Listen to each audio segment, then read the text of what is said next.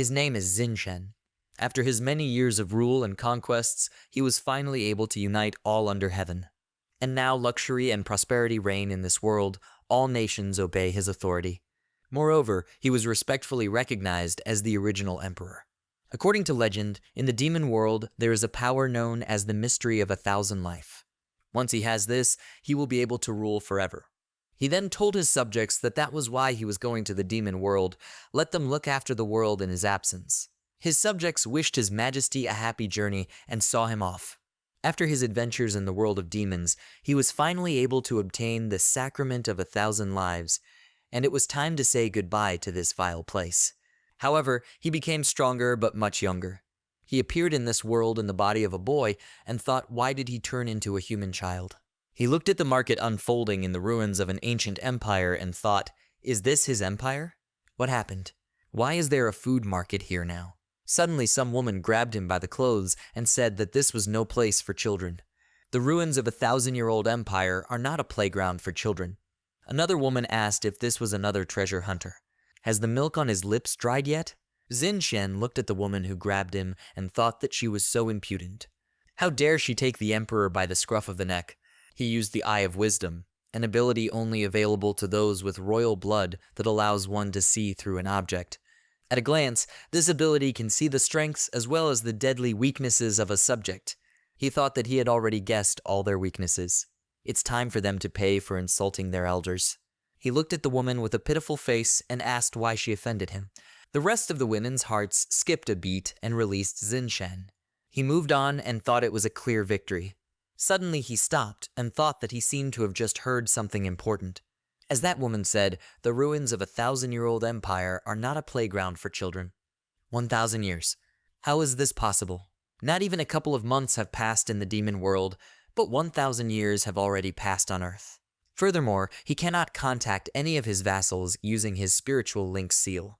Are they all dead? As soon as he thinks about it, he begins to feel a strong trembling in his chest, which has never happened to him before. How could this happen? Suddenly some girl ran out to the market and told everyone to disperse. She had urgent news for everyone. Zinshen looked at her and thought, did someone decide to attack him again? Is disrespect for elders the order of the day here? He used the Eye of Wisdom and thought that his ability could see and predict the actions of an object down to the slightest movement. He looked at the girl and thought that he just needed to move away slightly and then he could easily dodge. But suddenly the girl crashed into him and Zinshen buried his face in her chest. He thought, how could he have collided with her? And what is blocking his gaze now? The girl fell and crushed poor Zinshen to the ground, and then she stood up a little and asked, is he okay? She didn't notice him at all. Zinshen thought, what is she saying? Is she trying to insult him because he is short? She dares to treat him with disrespect? He looked at her and thought that he was going to scold her at the top of his voice, but she looked so guilty. Moreover, this soft sensation awakened something in him. Is this also one of the abilities of the Sacrament of 1,000 Lives? Suddenly someone called this girl Chun Yang Yu and asked what she was doing here. Chun Yang Yu turned around and saw her friends, and one of them asked, did she see a cute boy? And immediately lost her composure. Chun Yang Yu waved her hands and replied that everything was wrong, it was just an unfortunate coincidence. She stood up with Zinshen and said that there were rumors that someone had already reached the most hidden sanctuary of the ancient empire and would soon steal the artifacts and treasures of the imperial power. Her friend asked, isn't that super bad? Another girl asked what she was planning to do. Chun Yang Yu replied that they must definitely protect the remaining symbols of the emperor's dignity. After all, they are the last representatives of the ancient empire. Zinshen thought, are they the last representatives? No wonder his empire came to an end. After that, Zinshen, in the company of girls, sat down at the table and Chun Yang Yu said that this market is closest to the ruins of the ancient empire. Many traders and treasure hunters flock here. Zinshen pointed to the car and asked, what is it? Chun Yang Yu asked, isn't this a typical car? Has he never seen anything like this? Zinshen pointed to the device in the hands of the pink-haired girl and asked, what is it? She smiled and replied that it was a terminal machine. With the help of it, she can communicate at a distance and do many other things. For example, she can save images of cute boys. Zinshen pointed at the other girl's bra and asked, what is this? In response, she slammed his head on the table and said that these were ladies' underwear for fighting. Xin Shen thought that it seemed that during this millennium, some forces had experienced a rapid leap in development, namely the forces of science and technology. Initially, all the special powers in this world were drawn from the demon world. When a person wanted to become stronger, he looked for ways to connect with the demon world. The secret of the location of the demon world is shrouded in darkness, and the paths and exits from there are gradually changing. From time to time, it was possible to get there through the realm of dreams, and sometimes this was achieved with the help of a random summons. It was precisely because this method of seeking powers was unreliable that people began to rely on science and technology instead of looking for a way to get into the demon world. There have been big changes in this world, and he knows little about it. For now, his title of emperor is of no use. It would be better for him to take advantage of the current misunderstanding and begin to conduct business without attracting unnecessary attention. The horned girl asked Chun Yanyu why she brought this street kid here. Are they obligated to take care of him?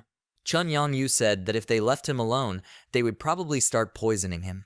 It might even get to the point where he is captured and sold into slavery. She reached out her hand to Xin Shen and said that her name was Chun Yanyu. For now, she will protect him, so don't let him worry about anything. As for the level, she's a little uncomfortable revealing it. Xin Shen asked level, "What is she talking about?"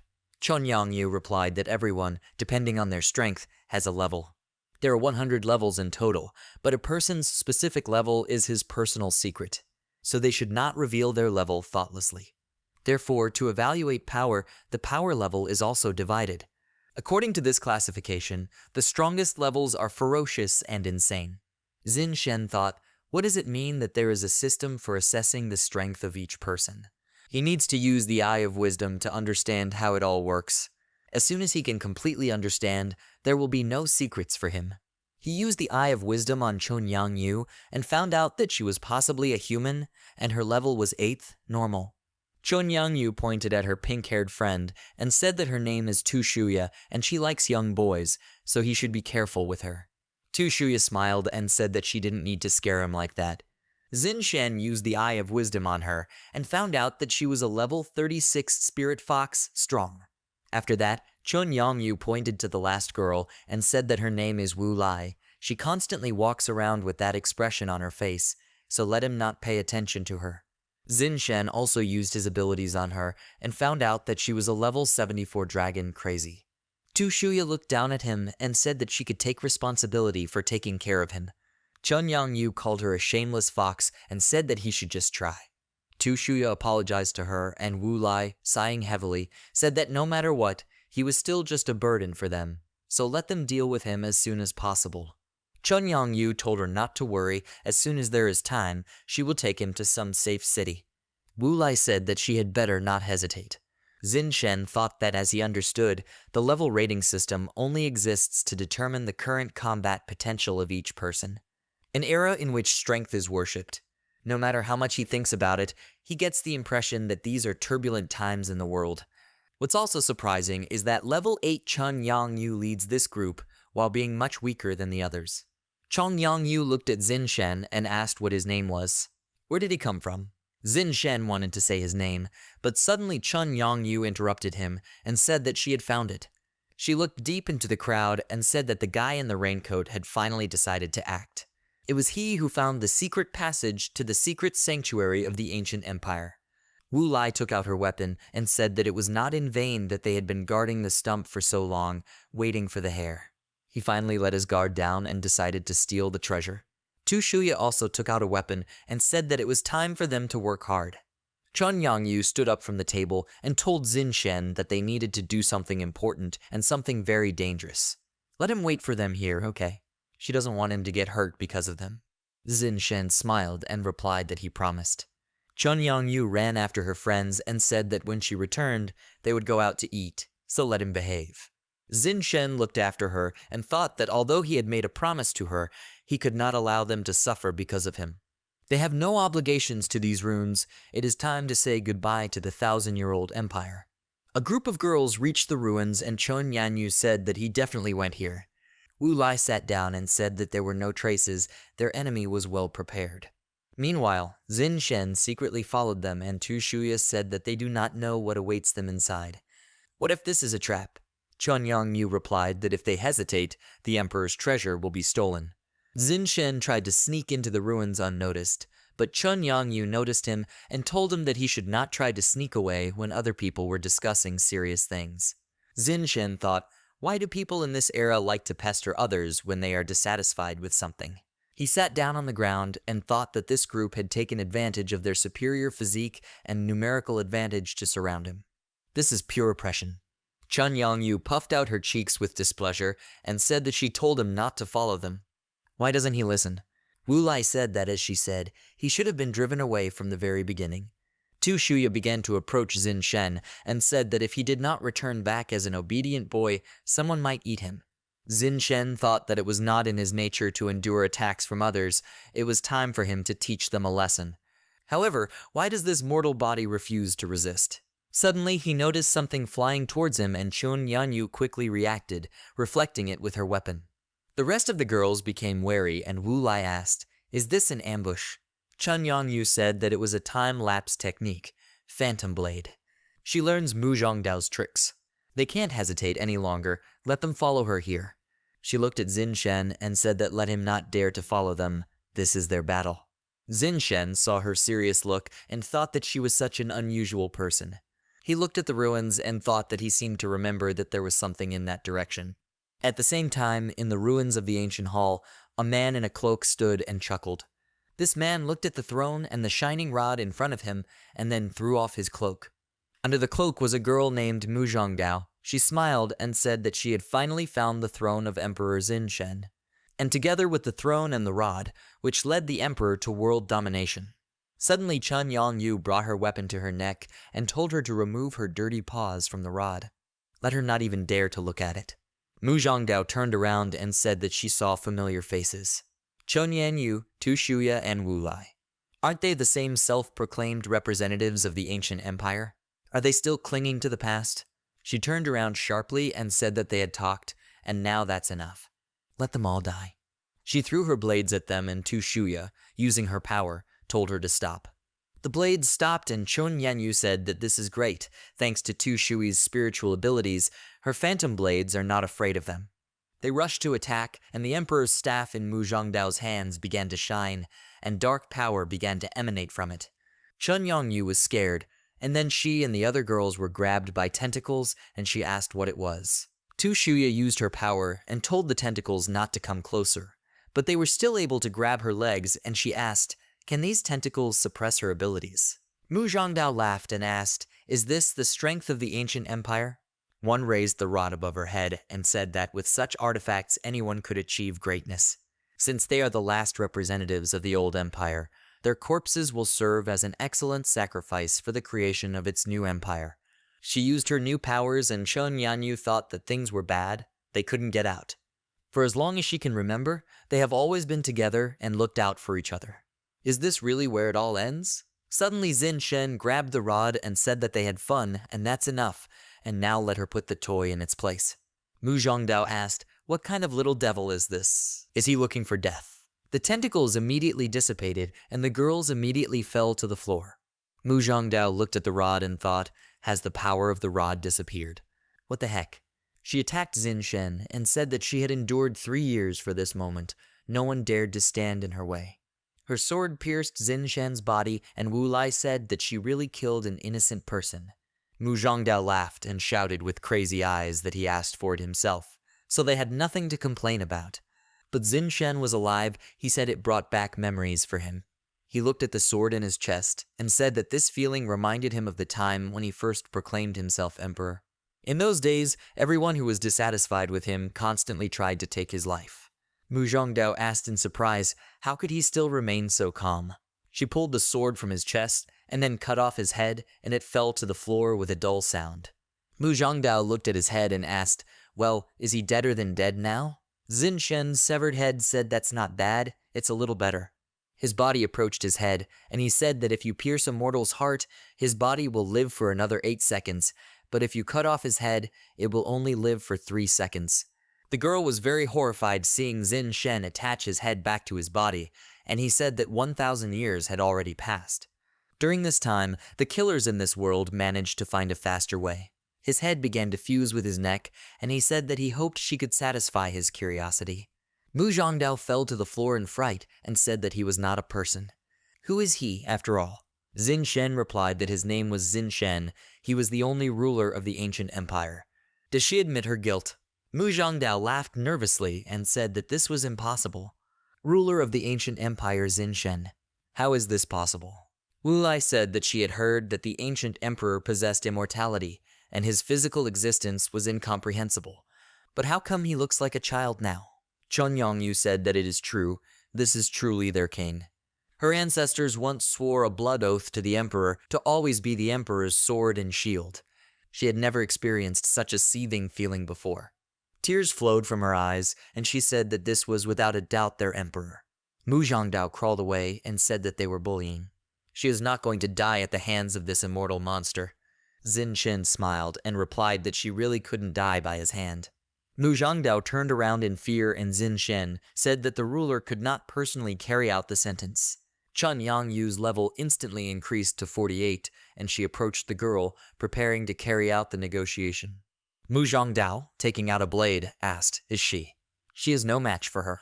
But before she had time to utter her last words, Chun Yanyu swung her scythe and pierced her body right through. Mu Zhongdao screamed in pain, and her lifeless body fell to the floor. Chun Yanyu said that a stream of unknown power flows in her. She feels it. Xin Shen looked at her and thought that 1,000 years ago, he honored the Chunyang clan with a blood oath. This child was able to awaken his ability to activate spiritual power. No, the power of the ancestors of the Chunyang clan. Even to the point where she was able to temporarily raise her power level, although the latter was expected.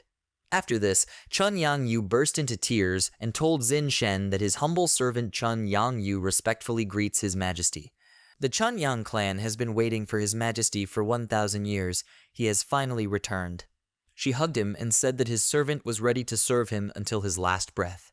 Xin Shen told her to wait a minute and asked if her fidelity ritual was too strange. Wu Lai knelt down on one knee and, showing Xin Shen the staff, asked, although she still found it hard to believe, but this was his staff.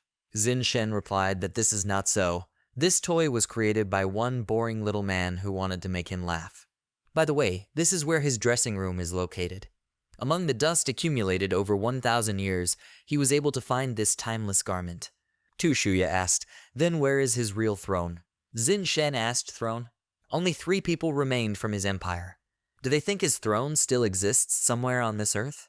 Chun Yangyu raised her hand to her chest and said that whatever he meant by this, let him know that his subordinates are ready to go into battle at any moment. Xin Shen looked at her and asked, are they going to fight? She doesn't seem to understand at all what good government is. This world does not need an emperor who will draw boundaries on Earth. If only lands that need a new emperor. Let them follow him. Let them first allow him to see where in this new world his support is needed. Time passed, they went out into the city and arrived at the station, where an air train was about to arrive. The doors to the train carriage opened, and the station worker greeted passengers on the air intercircular lines of the Northern Union. Chun Yanyu and the others entered the carriage, and she said that they had 3 tickets for adults and 1 free ticket for a child. The station worker said that their seats were in the 4th compartment. Let them go that way. The whole group went into the 4th compartment, and the station worker said that the train would start moving soon. She asked them to pay special attention to the safety of children. Xin Shen sighed heavily while sitting on Chun Yangyu's lap and asked if he was now being mistaken for a little boy. Chun Yanyu smiled and replied that this could not be. How did he get such an idea? Tu Shuya asked, isn't this great? Wu Lai told His Majesty that their savings were quite limited, so they had to save a little. They continued the conversation, but it seems none of them noticed that in the compartment there was a wanted notice for a certain girl. Xin Shen looked out the window and asked, His Majesty? This title no longer suits him. Now he is just a guide for his followers, that's all. Suddenly Wu Lai and the rest of the train passengers noticed something outside and told the others to look out the window.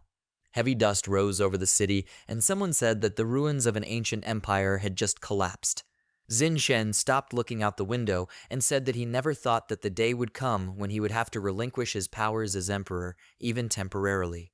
Tu Shuya said that little Shen has grown so much. Chun Yongyu said displeasedly that His Imperial Majesty should be treated with respect, and let her not dare cast a lustful glance at him. Wu Lai looked at Xin Shen in surprise and thought, is the collapse of the ruins of the ancient empire the work of their emperor?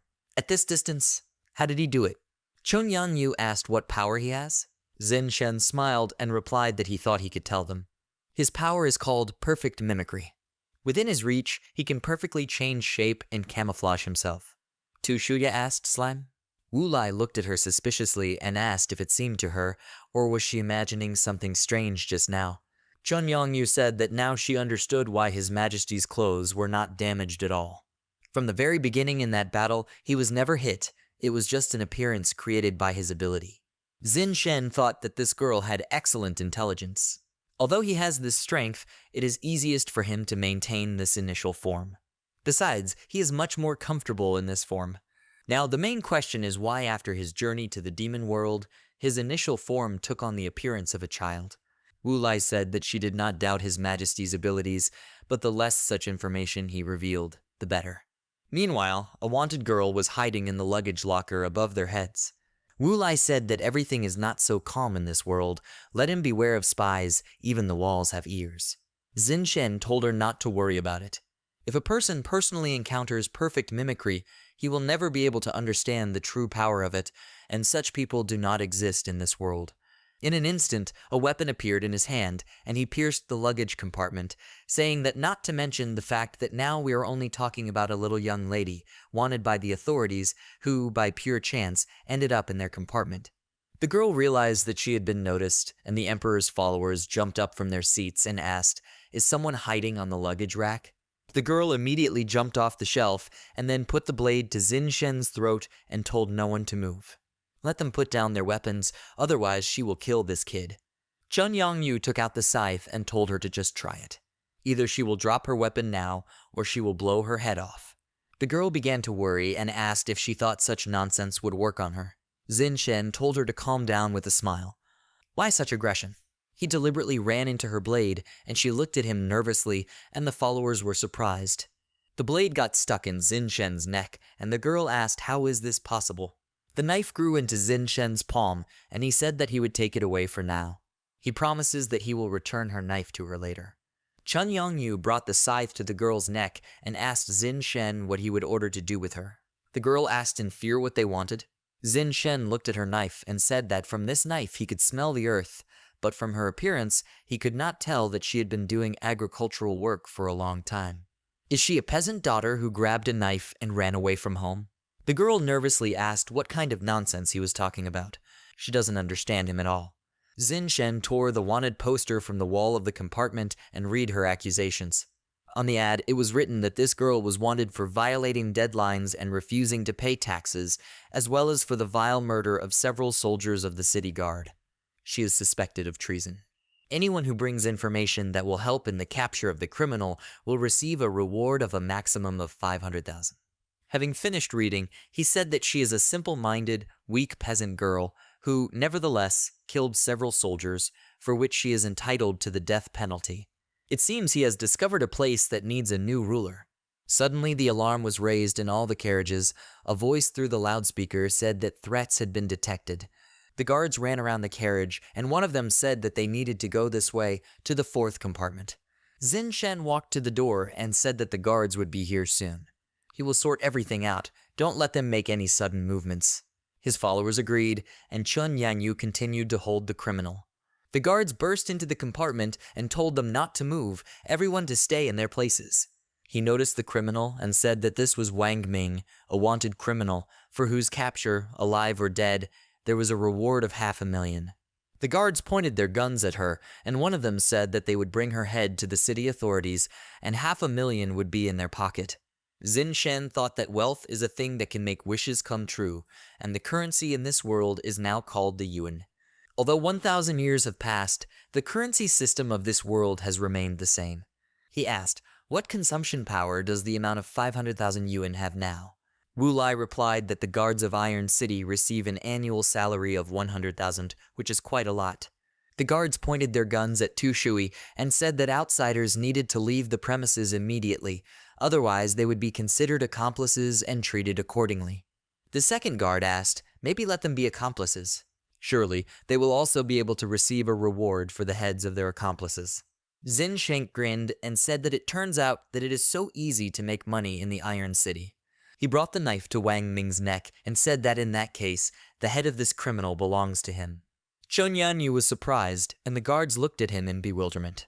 Zin Shen said that whoever had time ate it. Why on earth should he give it to them? With one blow of a knife, he will earn 500,000. Such a trivial matter simply delights him. The guards became worried, and one of them asked, "Does he dare take away their piece of bread?" He ordered the fire to begin, and the second guard also aimed at Zin Shen. They both fired, and Zin Shen extended his hand forward to stop the bullets, but they passed through his body and blood sprayed out from his wounds. Chun Yang-yu looked at him in horror, and Zin Shen hit the wall of the compartment and then slowly slid down, leaving bloody marks on the wall. His blood fell on Chun Yang-yu's cheek, and her gaze became cold-blooded and empty. The guard laughed and said that minus one accomplice, now they will continue shooting. At that same second, the shadow blades of the spirit of the girl whom Chun Yang-yu had previously executed pierced their bodies. The bodies of the guards fell to the floor, and Chun Yan-yu said that killing the king is a crime, and for a crime there is punishment. Tu Shuya covered her mouth with her hand in surprise and asked, "Can she call upon the souls of defeated opponents to fight for her? It's so cool." Wu Lai said that the situation is bad. Since the alarm system went off, large military forces will be waiting for them at the next station, which will block all escape routes for them.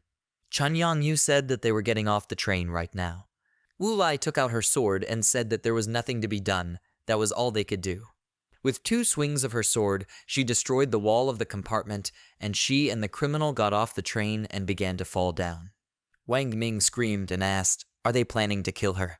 She was surprised when she realized that she was frozen in the air, and Wu Lai landed next to her.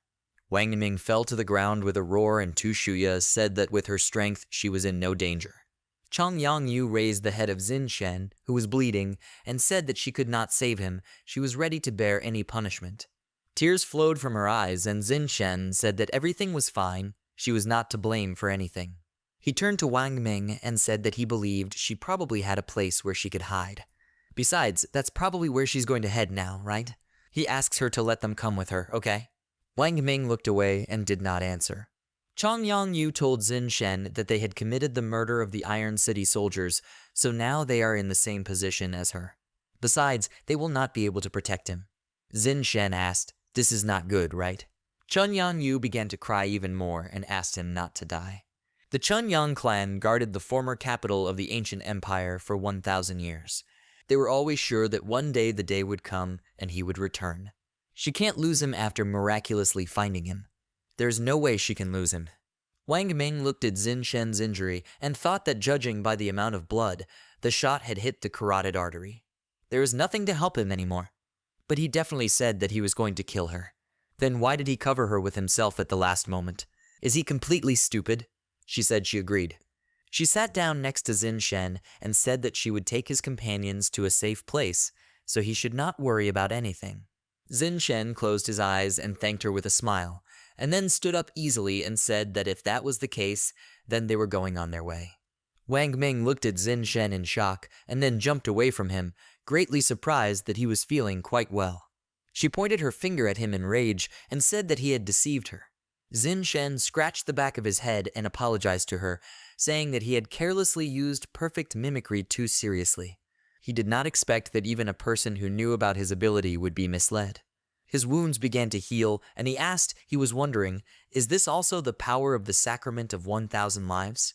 Wu Lai said that indeed, the moment when he was hit by a bullet looked too real. Tu Shuya smiled nervously and said that she almost believed it too. Chun Yang-yu, with tears in her eyes, attacked Zin Shen and, squeezing him with all her strength, said that it was wonderful that he was really okay. Zin Shen grabbed her hands that were squeezing his neck and told her to let him go. Does she want him to demonstrate death by suffocation now? Chun Yang-yu asked if he might not be so reckless in using his abilities like this in the future. She was really scared and thought she had lost him again. Zin Shen pulled her hand away from him and said that he was just checking the level of his current abilities, that's all. Playing dead will clearly not become his habit. She should trust him more, he is much stronger than she can imagine. Chun Yang-yu smiled and said that she believed him. Meanwhile, Wang Ming was sneaking towards the forest and thought that she needed to get out while they were busy with their sensual conversations. Xin Shen put his hand on her shoulder and said that she was indeed very agile. Wang Ming ran away and asked when he had time. Xin Shen held on to it and said that now it is blowing like a flag in the wind. Wang Ming was tired and stopped, and Xin Shen asked if she didn't agree to take them to safety. Does she want to break her promise? Wang Ming looked up at him and said that he had deceived her, she couldn't trust him. Xin Shen tilted his head to the side and asked, did he deceive her? When exactly? From the very beginning, he said that everything was fine and asked her to let them come with her. There was not a drop of lies in his words. Wang Ming remembered his words and thought that this seemed to be the case. Surprisingly, she has nothing to object to him. Xin Shen said that there was no time for doubts, it was time for them to leave. After a while, they approached the entrance to a small cave hidden among the trees, and a woman looked out from there. Apparently she heard footsteps and asked, has Wang Ming returned? She saw that she had brought someone and asked, who were these people? Wang Ming told her not to worry, these were her friends. They also suffered from the henchmen from the Iron City. She told her companions that it was her mother, Lei. Xin Shen said that then he would call her Mrs. Rishi. Tu Shuya greeted Aunt Lai, and Wu Lai asked if it was too tactless to call such a young woman auntie. Wang Lai screamed with happiness and said that her daughter suddenly brought a guy to their house. This is the first time this has happened. Wang Yiming said that it's difficult to call such a small thing a guy. Besides, this is not a home, but just a shelter. Her mother asked if this really meant that she had decided to introduce a potential candidate for her husband. Wang Ming exclaimed that this was the last thing she could do. Chun Yang Yu asked her in a whisper, is her mother doing well? She thinks she's a little strange. Wang Ming replied that her father passed away quite early. Recently, her mother seems to have realized that she is not getting any younger with time, so now she wants to get married again soon. Xin Shen extended his hand to Mrs. Yi Lai and said that he was pleased to meet her. His name is Xin Shen, let her take care of him soon. She touched his hand and said that if he agreed to marry her, she would take care of him for the rest of his life. Xin Shen said that there is a difference in their ages. Wang Lai exclaimed that the main thing is love, age does not matter. Xin Shen smiled and said that if he decides to get married in the future, his list of requirements for a potential spouse will be very strict. Wang Lai replied that although she is a little embarrassed to say, she is incredibly good when it comes to acting. Tu Shuya clapped her hands and said that this verbal duel is really an even match. Wang Ming stood silent, and Wu Lai said that she doesn't know who is cooler now, His Majesty or her mother. Chun Yang Yu decided to return to the topic and asked Wang Ming how it happened that they became enemies of the Iron City. She replied that the authorities of the Iron City never keep their word. Under threat of reprisal, they took away all the lands from her family, and not only that. The authorities of the Iron City were also going to slaughter her entire family. While Wang Lai was saying something to Xin Shen, he listened to the conversation between Wang Ming and Chun Yangyu. Time has passed. The guard shined an ultraviolet flashlight on the boot print and said he had found them. He told his subordinates that their hideout was somewhere nearby. They all needed to prepare to apprehend the criminals. Meanwhile, Wang Ming and the others had already settled down in the cave, and she said that on that day, the chief of the guard, Bao Wen, suddenly led the soldiers to the threshold of their house. He was going to expel them and forcibly take away their arable land. Seeing that they were not going to cooperate, they raised their weapons and were about to shoot them, but at that moment the spirit defender of these lands suddenly appeared and in an instant defeated the entire detachment. Alas, the chief of the guard, Bao Wen, managed to escape. Following this, a circular of arrest was issued against her. Tu Shuya asked, Guardian Spirit, do they exist? Wang Ming confirmed her words and said that from time immemorial, the peasant families living here believe that a protective spirit lives in the mountains, which gives security and blessing to these lands. Their family lives at the foot of the mountains. If not for this, they would not have dared to take refuge here now. To cover her mother's escape to the mountains, she lured the pursuing soldiers with her. During her journey, she never met that spirit. This is probably due to the fact that the sphere of influence of the spirit is limited to the mountain region and its environs. Xin Shen asked, so she is going to continue to rely on this deity for protection. He turned around to look at the bushes and said that it looked like some people weren't going to let her get what she wanted. The guard came out of the bushes and asked if they had been found. It looks like they won't be able to launch a surprise attack. Then all he can do is openly watch them tearfully beg for mercy. This man's name is Bao Wen. He is the chief of the guard of the Iron City. Wang Ming came out of hiding and asked, did he dare to come here? It seems that he has not experienced the wrath of the protective spirit enough. He laughed and asked, Protector Spirit? He pulled a mirror out of his inner pocket and, showing her the spirit, asked, is she talking about this vile spirit? Wang Ming became nervous and asked, who could do this? How was he able to subdue the spirit? Bao Wen said that one of the high-ranking people in the city took notice of this situation and gave him this thing. The spirit on which she relied now obediently obeys him. He directed the spirit towards them and said that now it was time for her and her comrades to experience its wrath. The spirit attacked, and Chun Yongyu told everyone else to be careful. She thought that physical attacks were useless against the spiritual shell. Tu Shuya used her power and told the spirit to stop. The spirit clashed with her power for a while, but then rushed towards Tu Shui, and she said that it was useless. Its level is much higher than hers. Fortitude surged through her body, and Wu Lai asked, is she okay? The spirit rose above them, and Tu Shuya said that she uses spiritual powers to attack, and the damage from them is permanent. It's good that this time only she received damage. After a short rest, spirit foxes are able to recover from such wounds.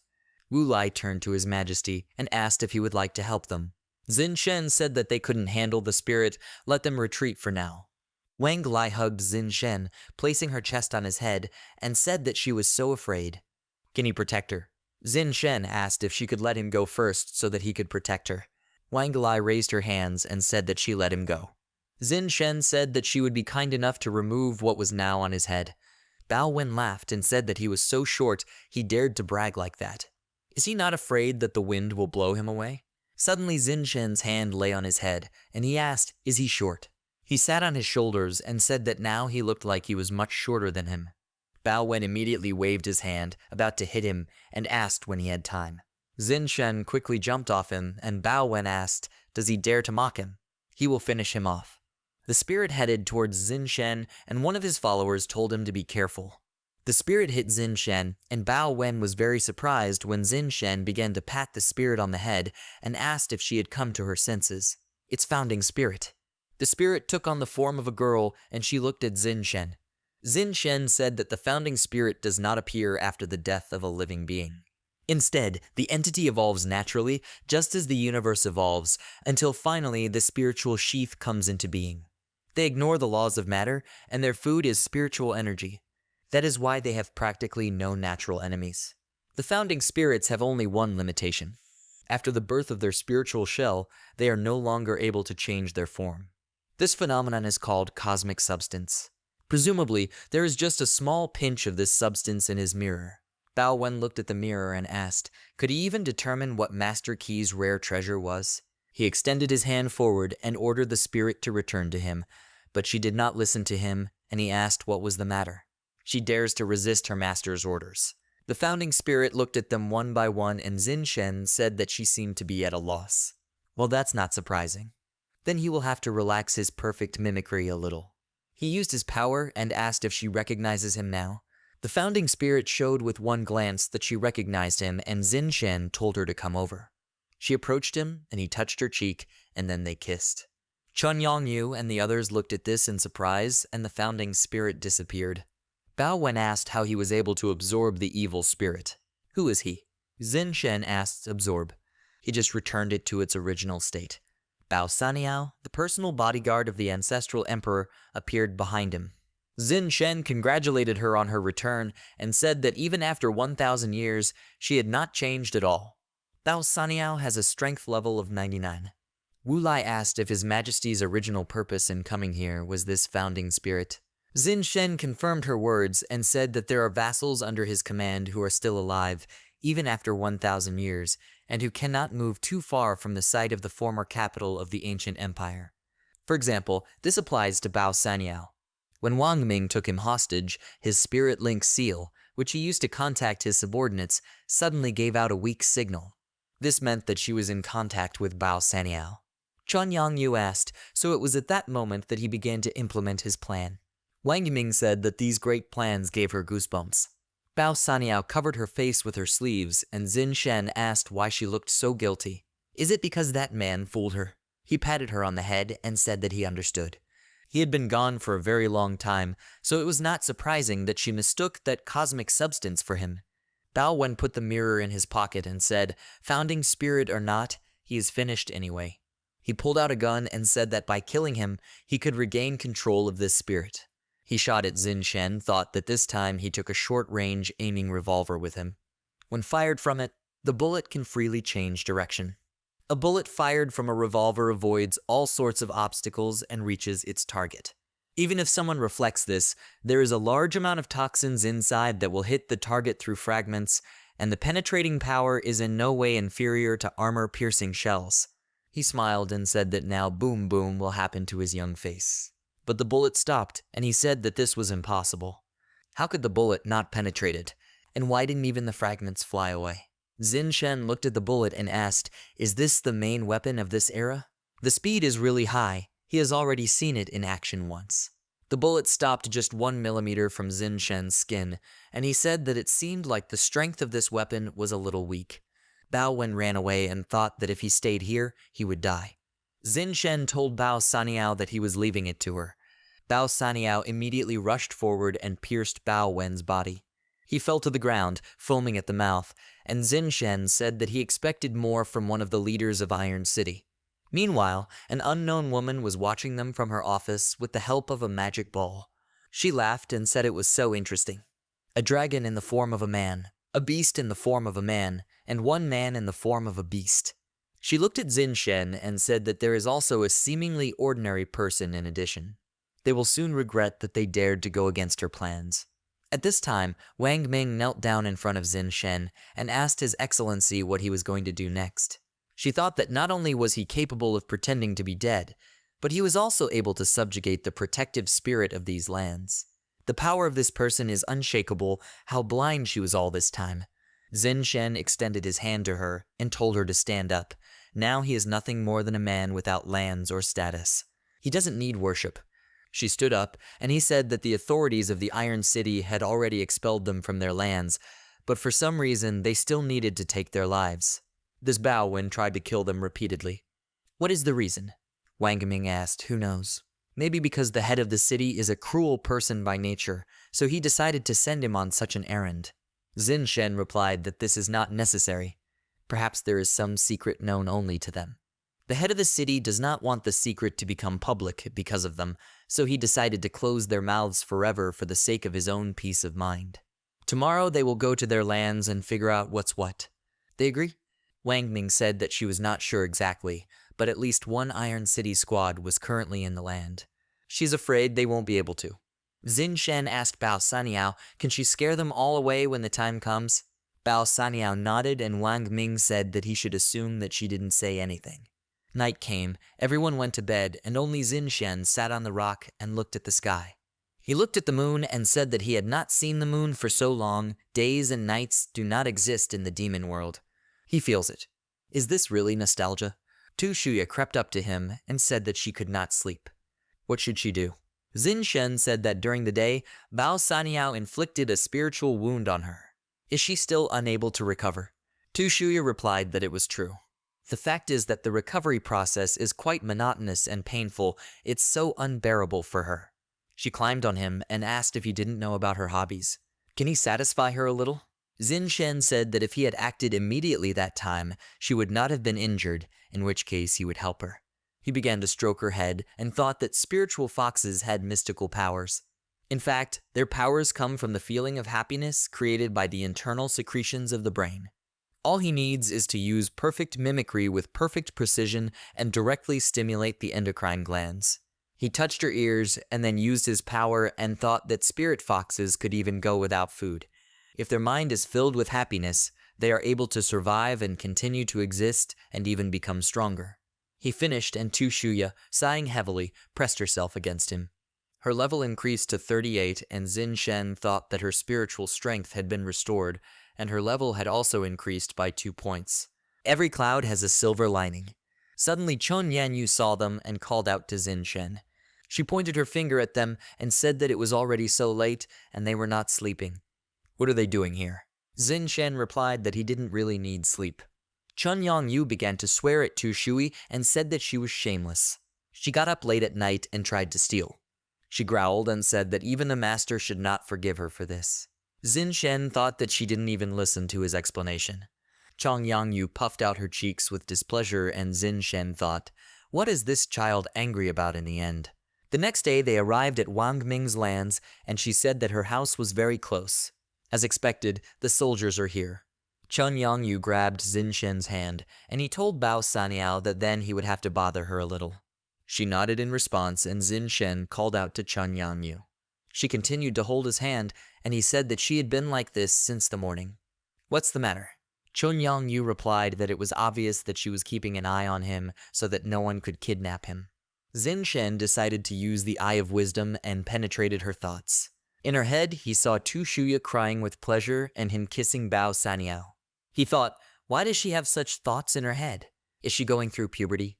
He quickly ran away and said that Bao Saniao had already cleared the area. They needed to go take a look. Chun Yan-yu told them to wait and rushed after them. They came out into the clearing and saw a huge structure in front of them and asked what it was. Zin Shen said that although this is the first time he has seen something like this, it is undoubtedly research equipment. He smiled and said that everything had become so obvious. A person's well-being is destroyed by the greed of others. No wonder the Iron City wanted to remove the witnesses. Wang Yiming asked, what does this mean? She doesn't quite understand. Zin Shen replied that if his guess was correct, underground on their territory, there were rich deposits of some of the resources that the Iron City needed so badly. In addition, they absolutely needed to ensure that no outsider knew about it. This may also have applied to certain levels of military authority. Suddenly, they felt a shaking, and Wu Lai asked, is this an earthquake? Ore came out of the ground in an instant, and Zin Shen said that in front of them was divine copper. It is a rare metal that is used to miniaturize and protect heavy weapons. He grinned and said that it was time to start a war with the Iron City.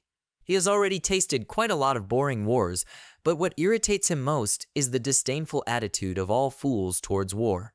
Behind lofty speeches about great truths, the weak are actually fleeced.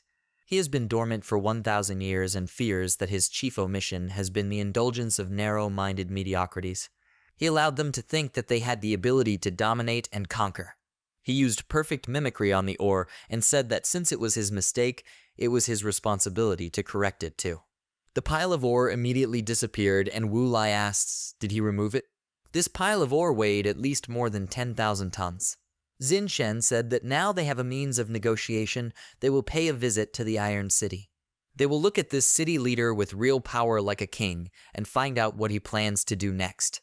After a while, in the Iron City, there was a girl living in the main palace of the city. She was lying on the sofa and said that yesterday Bao Wen left the city to take the land from the Wang family, but had not returned yet. This girl's name is Du Senyi. She is the head of the Iron City. She asked Madame Qi, she doesn't know what happened. Senior advisor to the city leader Qi Roman 11 bowed to her and said, and wait a minute, she will use a foresight spell. She cast a spell, and Du Senyi thought that naturally, it was not enough to rely only on the power of technology and science. Extraordinary individuals like Madame Qi, who possess strength from the demon world, are also necessary. Madame Qi saw that Bao Wen was lying unconscious in the forest and said that it turned out that the commander was already dead. Du Senyi exclaimed, who dared to kill her man?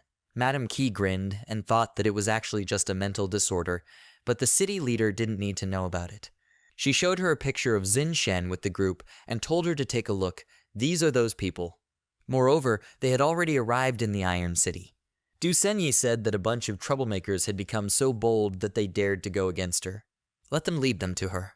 Qi Roman 11 asked her to calm down.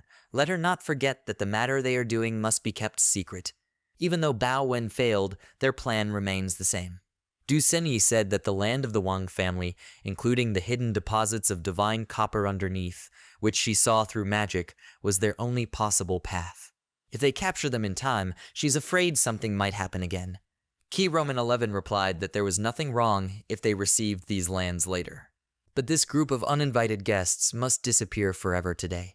Meanwhile, Wang Galai squealed with happiness and said that she would never have thought that after the second day of dating, they would already go on a date. Moreover, he deliberately sent her daughter away.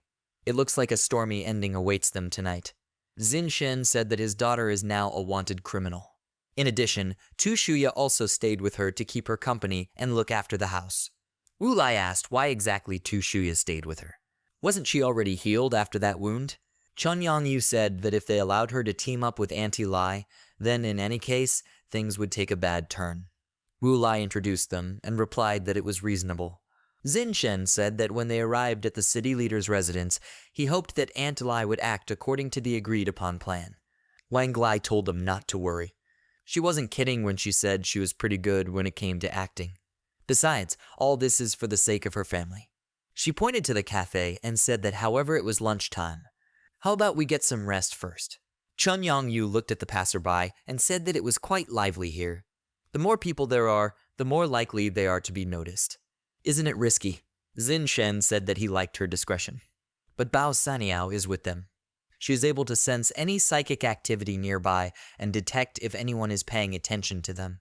Chun Yongyu blushed and asked if he likes her. Wu Lai asked if she only heard this. A robot waiter arrived at the table and welcomed them to the cafe. Let them use the menu to place their order while they can enjoy the free tea. Wang Lai drank tea and said that she could finally drink a little after a long journey. Zin Shen used his power on the tea and noticed something, and then smiled slightly and brought the cup to his mouth and said that it looks like someone is not at all happy that they came to the Iron City. He noticed that they were being watched and loudly put his glass on the table, saying that the break was over, they needed to go. Chun Yanyu said that they didn't eat anything.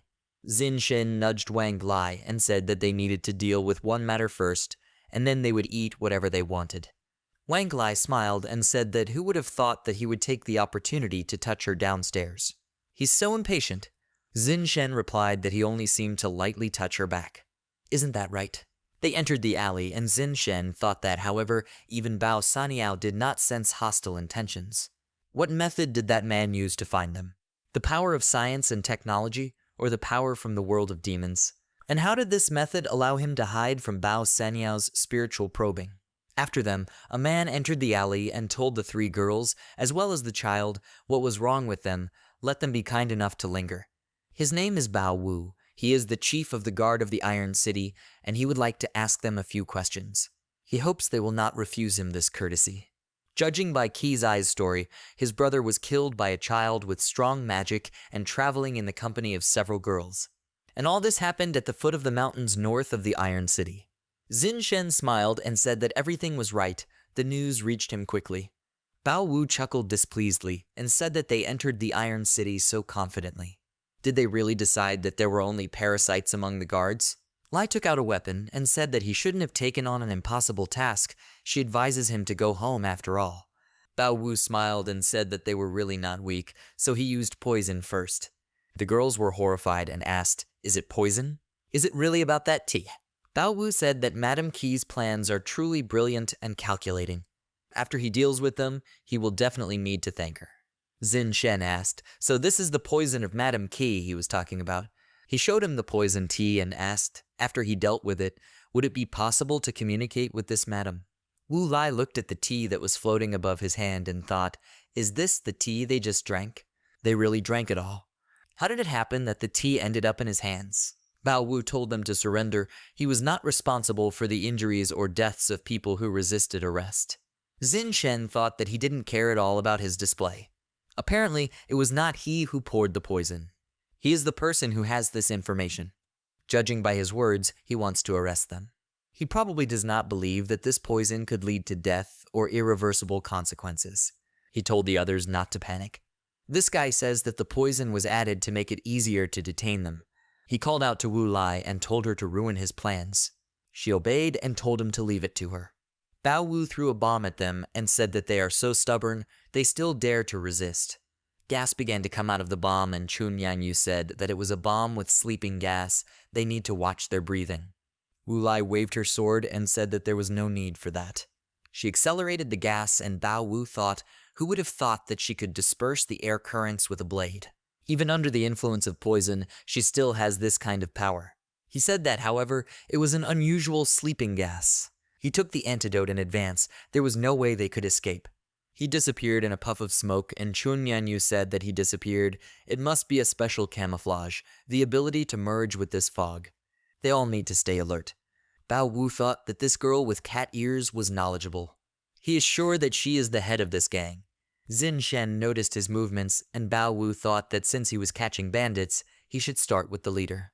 He wanted to attack Chun Yang Yu, but Wu Lai breathed on her blade and used the Dragon Scream's sword ability. Bao Wu was immediately thrown aside and thought, what kind of power is this? At least level 70 insane, maybe even higher. He took out a pistol and thought that this was his last trump card. There was no point in regretting it. He shot darts at them, and Wu Lai used the final form technique and then put her sword under attack several times and said that she was finished.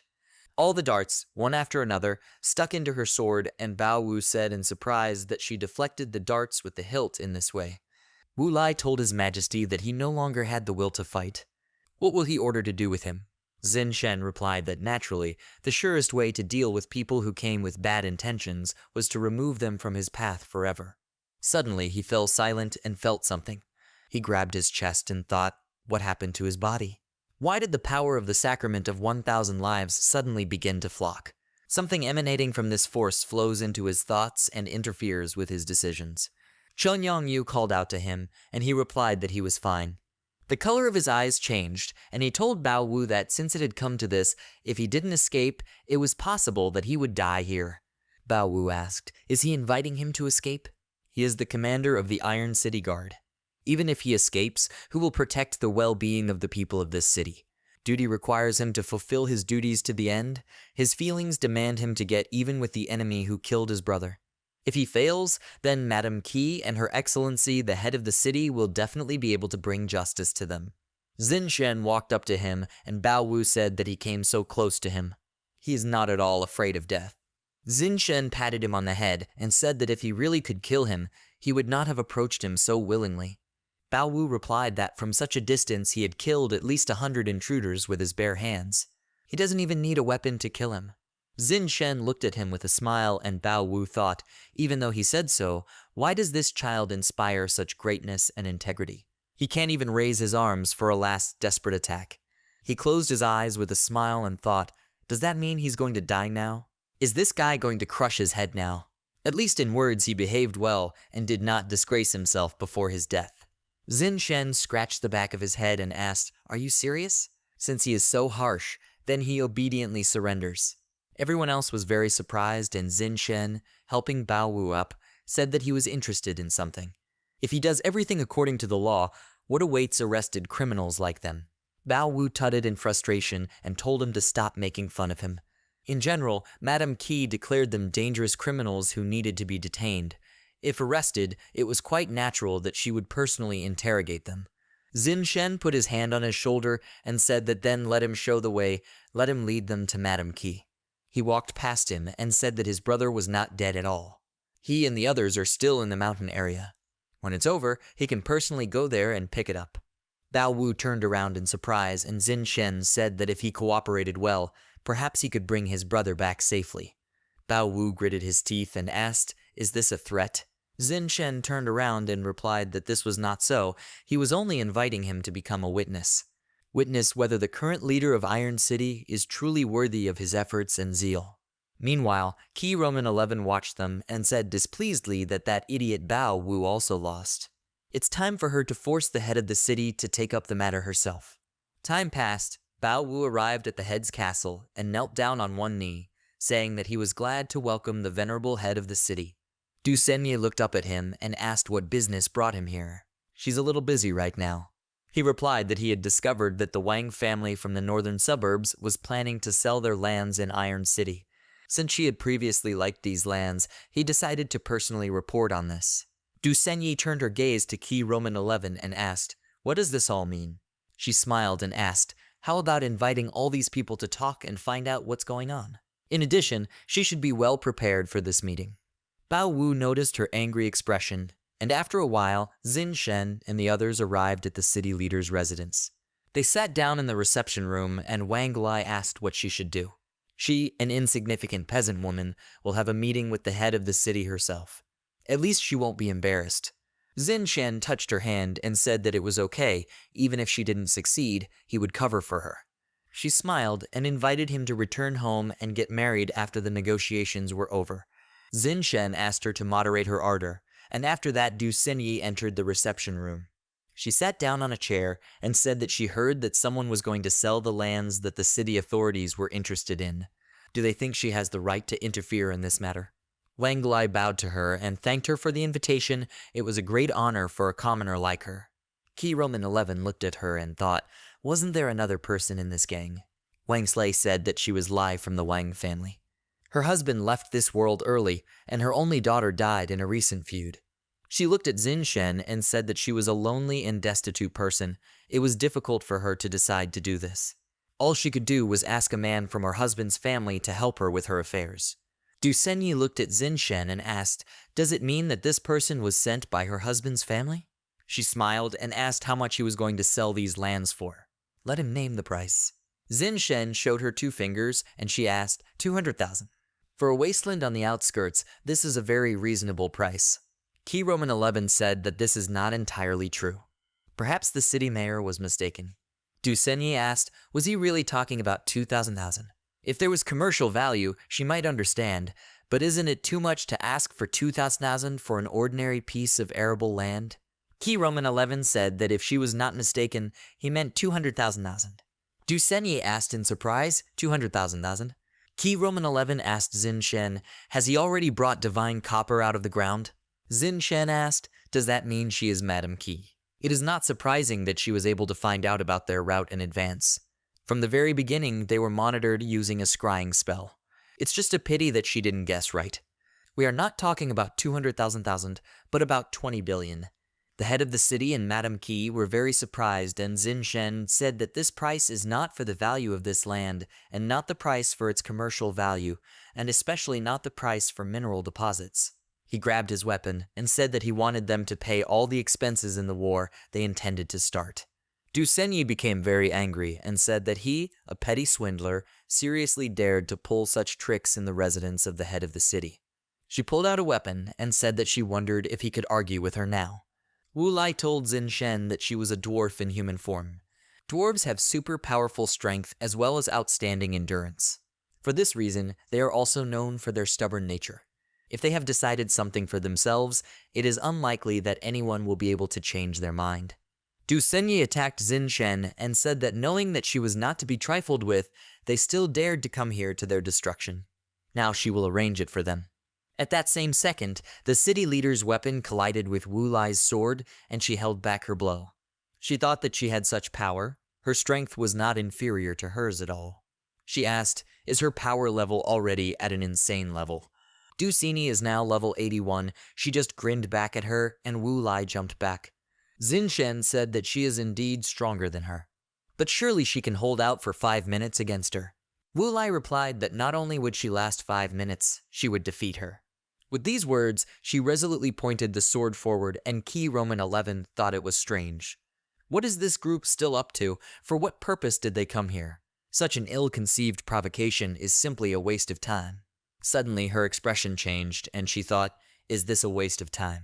Their goal is to detain them. At the same moment, in the secret arsenal of the Iron City, Bao Wu was wandering around the arsenal, and the guard asked if he had finished checking. Bao Wu looked at the huge cannon and said that there was one last point left. The head of the city can give an order for mobilization at any time. This is an important matter, so the slightest complication should not happen. The guard told him not to worry. Madame Key checks the serviceability of this weapon every day and also monitors it with the help of foresight. This weapon is maintained and guarded all the time, so it can be sent into battle at any time. If someone decides to sneak in here secretly, it will not go unnoticed by Madame Key. Bao Wu said that's great, he can continue to do his own thing. The guard saluted the commander, and Bao Wu thought that it seems that no one doubts Madame Key's abilities, then he has nothing to worry about. Cat ears appeared on Bao Wu's head, and his hair began to turn pink. All this time, Zhang Yanyu secretly wandered around the arsenal in the guise of Bao Wu. At that moment, Key Roman 11 understood everything and exclaimed, how dare they resist the head of the city? She called the guards and ordered them to kill that woman. The guards targeted Wang Lai, and she clung to Xin Shen out of fear. They began to fire, and Xin Shen said that the first thing she did was find and decide to destroy the least combat-ready member of their group. It had been a long time since he had seen people with such cunning. He hid Wang Lai in his body and told her to take refuge here for now. Key Roman 11 was surprised and thought, is this strength? Why couldn't she find it? The bullets began to bounce off Xin Shen's body, and he said that activating the charge sets the bullets in motion, and due to their mass and speed they kill opponents. Why do people rely so much on these toys? He held up the bullets and said that real weapons should have a much simpler effect. Take these bullets, for example. They can be blocked, confused, resonated.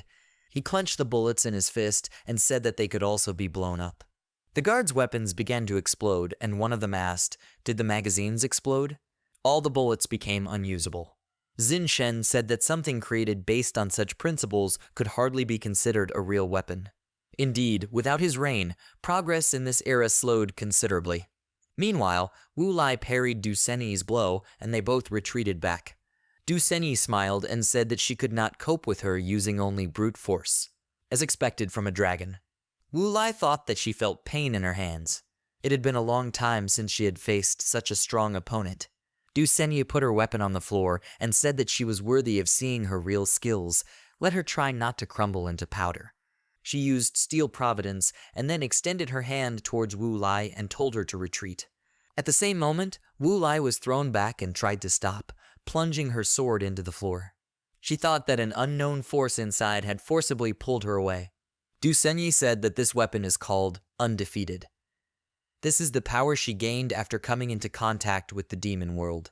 After activating the steel conduction, its weight and the weight of this weapon in total is 24 tons. All metallic matter less than this mass becomes subject to its control. In other words, all the trace metals in her body are now under her control. And now let her lie down. Lai was pressed to the floor and she clenched her teeth, thinking that apparently the usual techniques would be of no use. To defeat her, she will have to engage. Xin Shen interrupted her thoughts and said that they came here to negotiate. Killing is not their goal. If this was his goal, he would have summoned Bao Sanyao, who knows no measure. Then the residents of the city leader would have long ago plunged into chaos. He called out to Wu Lai and told her to stand behind him and let her leave the rest to him.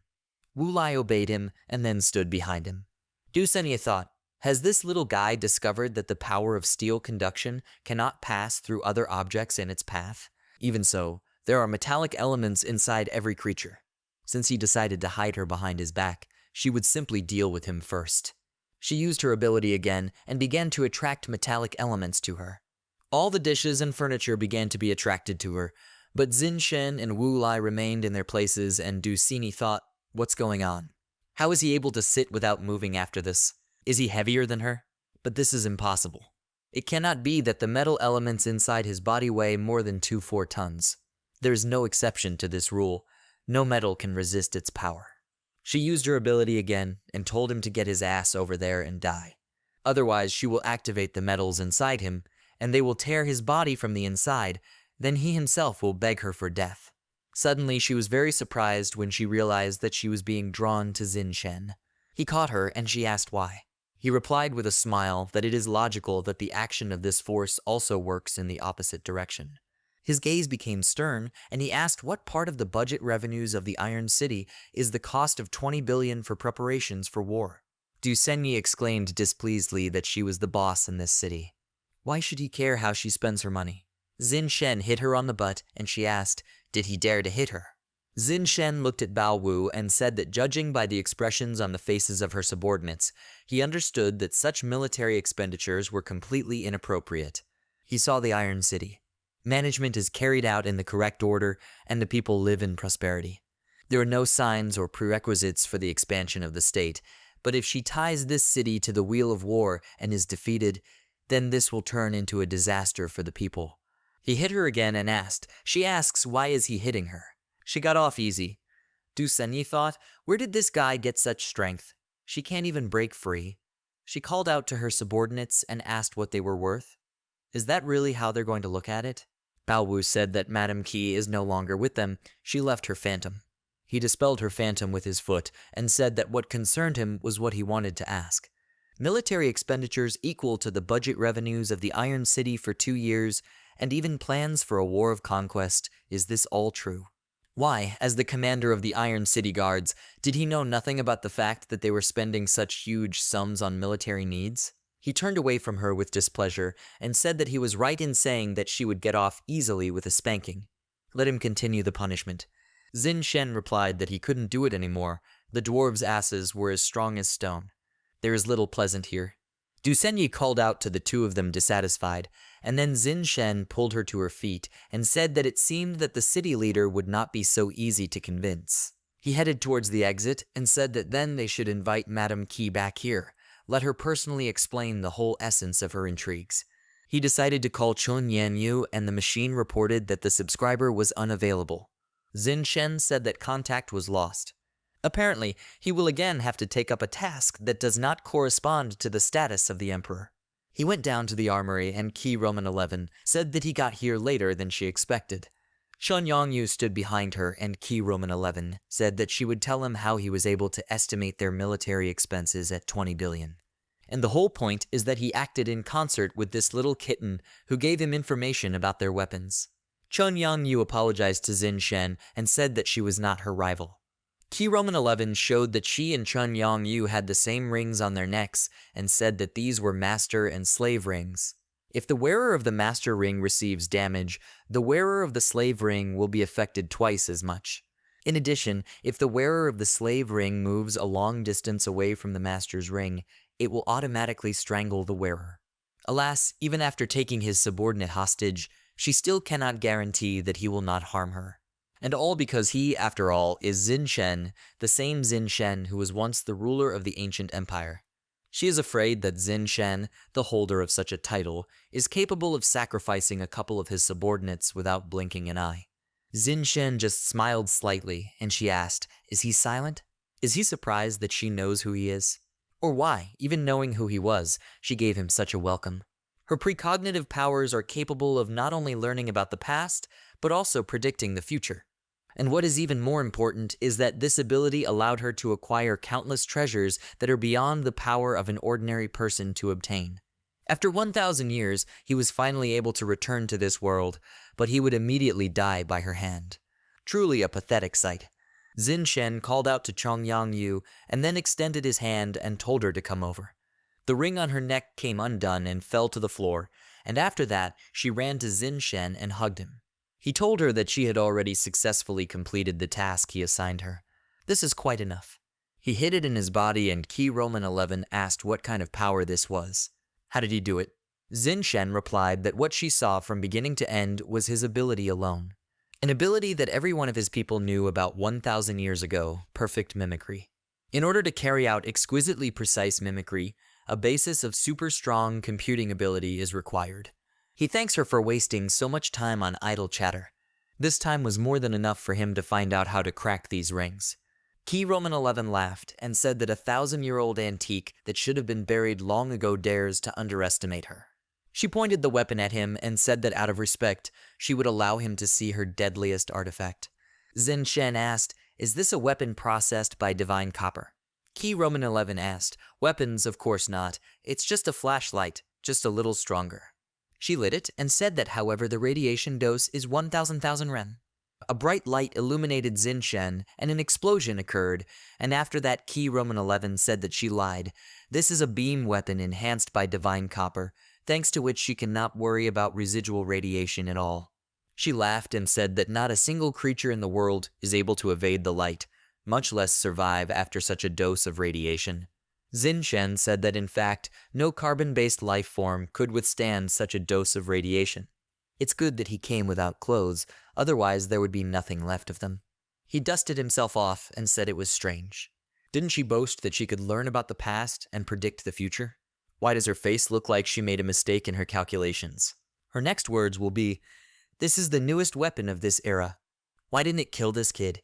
At the same time, Qi Roman 11 uttered the same words, and Zin Shen said that the whole point is that the computing abilities that she was so proud of were not even close to perfect mimicry. His power began to emanate from Zin Shen and create a dome around them, and Qi Roman 11 asked in shock, "What is this? Does it feel like something has taken over her?" Zin Shen looked at the small spark between his fingers and said that there is such matter that is theoretically small in the universe. It has neither light nor smell, and it is almost impossible to see it. As long as it desires it, no other matter or energy can pass through it. There is no such substance on Earth, but in theory it can exist. This can be compared to the fact that before there were no terminal devices in the world, but people, having gone through the awareness of universal laws, were able to create them. And now there are countless particles of such matter floating around her, created by his ability and being part of his body, united together. And within this environment, all information is at his disposal, and all phenomena and objects are easily taken under his control. Over time, the person who created this ability called it the sphere of control. Key Roman 11 wanted to escape by using emergency teleportation, but she hit the wall of matter and fell to the floor. She asked why she couldn't choose from here. Xin Shen said that she knows that he is Xin Shen. Does that mean she is familiar with his scepter? It is called the Scepter of the Trinity and resides at the boundary of the three central forces of the universe: fate, order, and desire. The power of these powers lies not in how terrifying they can be when used, but in their persistence. If she wants to escape his sphere of control, she will first have to change the laws of the universe. But how can she change these laws if he controls the order? The dome disappeared and Key Roman 11 asked Xin Shen to wait a second. Don't let him kill her. The great Xin Shen wants to conquer the world again, right? She knows many secrets. She will be of great use. Xin Shen approached her and showed her the poison tea, saying that he did not intend to kill her, he was only returning her gift. Key Roman 11 realized what he showed her and looked at the drops of tea in fear. Xin Shen smiled and said that this was the tea they drank immediately upon arriving in the Iron City. Bao Wu said it was poison, but he didn't have time to figure out what it was. He opened her mouth and said that no matter what, he was returning it to her. Let her enjoy this tea properly. And as for her secrets, now she is in his sphere of control, so it is natural that all her thoughts are visible to him in full view. He started pouring poison tea into her mouth, and she asked him to stop. Her body trembled, and then became weak, and Xin Shen asked, has he mastered the art of calculations enough? After all, he still couldn't expect that his journey to the world of demons would take 1,000 years. He stood up and, leaving the arsenal, asked, does she still intend to use her computing abilities to muddy the waters and disturb the world? In fact, the only lesson that people have been able to learn from history is the fact that they are incapable of learning anything. Xin Shen returned to the residence and Du Senyi asked, is he really Xin Shen? He's such a kid, and suddenly he's the ruler of an ancient empire. Wang Glai said, although Xin Shen's baby looks small, he is actually extremely large in size. His presence alone gives her an incredible feeling of security. Xin Shen looked at her and asked her to refrain from making statements that might be misunderstood. Xin Shen showed the ore in his body and said that nevertheless, his essence is indeed not small. It has plenty of room for a small amount of divine copper, as well as for several people. If he cancels the effect of perfect mimicry, he is afraid that her residence will immediately fall into disrepair. Du Senyi gritted her teeth and said that he was planning something after all. Does he want to kill her and take her place? Does he want to unite this world again? Xin Shen threw a card on the table and told her to look at this first, this thing he discovered from Key Roman 11. Du Senyi took the card with Qi Zai's photo and said that this was the ID of a special agent of the Bailey Empire. This means that all this time the Bailey Empire has been leading her by the nose. For 1,000 years, the Bailey Empire has sat majestically on the mainland, resting on vast fertile lands and rich mineral deposits. The Northern Alliance was also created thanks to it. Xin Shen said that from the looks of it, she had already understood the causes and consequences of past events. Du Senyi said that 2 years ago, Key Roman 11 came to her residence because she discovered a new mineral that had great potential. Quite quickly, she demonstrated her extraordinary talents. When she proposed an attack on Uther in order to expand the possession of the Iron City, she did not arouse her suspicions. Xin Shen said that Uter is a small and unorganized country located between the Bailey Empire and the Iron City.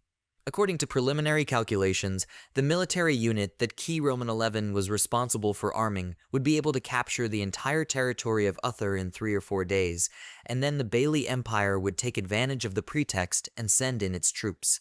Thus, Bailey would be able to capture both the Uther territories and the lands of the Iron City.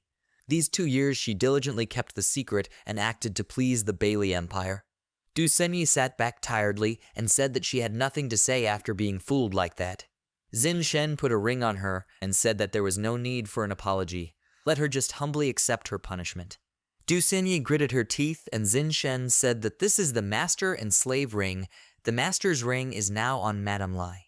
With his powers, he is able to give Madame Lai the appearance of Key Roman 11 so that she can continue to play her role under her hand.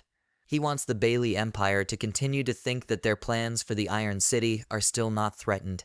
Du Xinyi asked, he doesn't intend to enter into direct confrontation with the Bailey Empire. It is a superpower with a heritage of thousands of years. Xin Shen replied that this was the emperor's concern, and it had nothing to do with her. Let her perform the duties of the head of the city well and take into account the interests of the people. After these words, he left. Although he was born a king, the path calls him again. There is a road to the north, but what does it contain? He left the residence, and Wang Lai asked, is he leaving? She will be lonely. What should she do without him? Xin Shen replied that now she had to play the role of chief advisor to the head of the city. Why pick on a random passerby like him? It is possible that she will be able to find a wonderful man very close by. She looked at Bao Wu standing next to him and asked, is he not married? Bao Wu thought, why does he feel like prey in front of a hunter? Tu Shuya flew up to him and told Xin Shen that she had received his message and had brought Wang Ming and Bao Wen.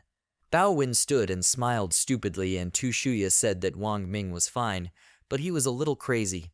Xin Shen took a closer look at him and said that Bao Wen's anger, arrogance, and fear were eaten away. Without the necessary treatment, he will live his whole life without these three emotions. Bao Wu replied that there was no need for treatment, it was an extra hassle, and it would do. Bao Wen exclaimed, what kind of brother is he? Time passed, Xin Shen and a group of his followers separated from them, and Chun Yanyu asked, does this mean they now have to go north, to Yuder and the Bailey Empire? Xin Shen confirmed her words and said that although there was no need to rush, he had just bought a book of world history to pass the time on the road. Chun Yongyu asked if she could really go with everyone. When they arrive in those places, won't her strength become a burden to the others? Tu Shuya hugged her and asked what she was talking about. If it weren't for her, with her intelligence, how could they have survived safely to this day? Xin Shen told Chun Yongyu that she shouldn't worry about Key Roman 11 being able to grab her. For 1,000 years, her family, including her, served him faithfully. This was their goal and highest aspiration. There's no need to put everything on your shoulders. Chun Yongyu replied that she also once thought so, until one day the older generation told her about his dream to reach the pinnacle of virtuous rule. Xin Shen looked at her in surprise, and she said that unification is just the first step towards this goal. Her dream is to see what the pinnacle of virtuous government represents. Xin Shen said her name, and then said that he would tell her how to become stronger.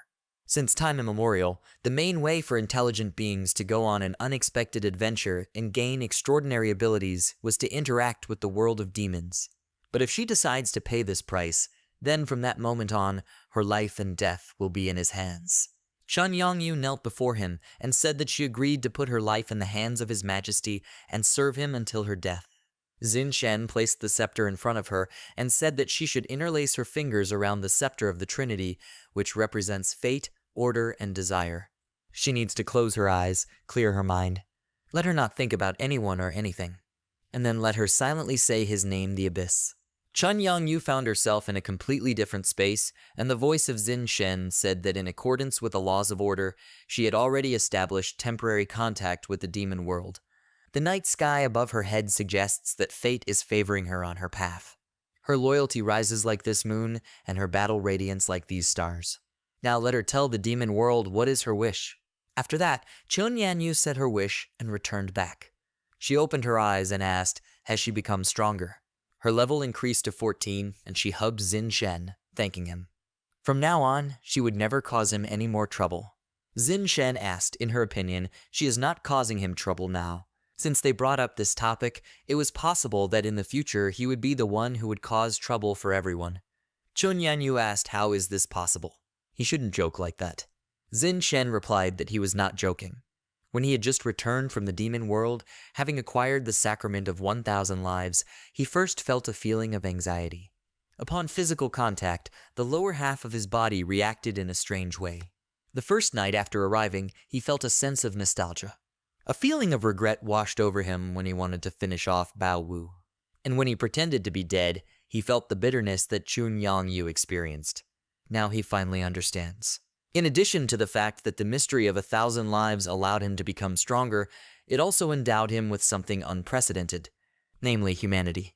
If Xin Shen from the past, an emperor without feelings and emotions, had been here, he would have entered the Iron City yesterday, executed Key Roman 11, and announced to everyone about her atrocities. He would submit to circumstances and remove Du Senyi from his post as head of the city for dereliction of duty. He has already known countless human feelings. In his past journey to the pinnacle of perfect government, he hardly considered human emotions to be a useful tool for anything.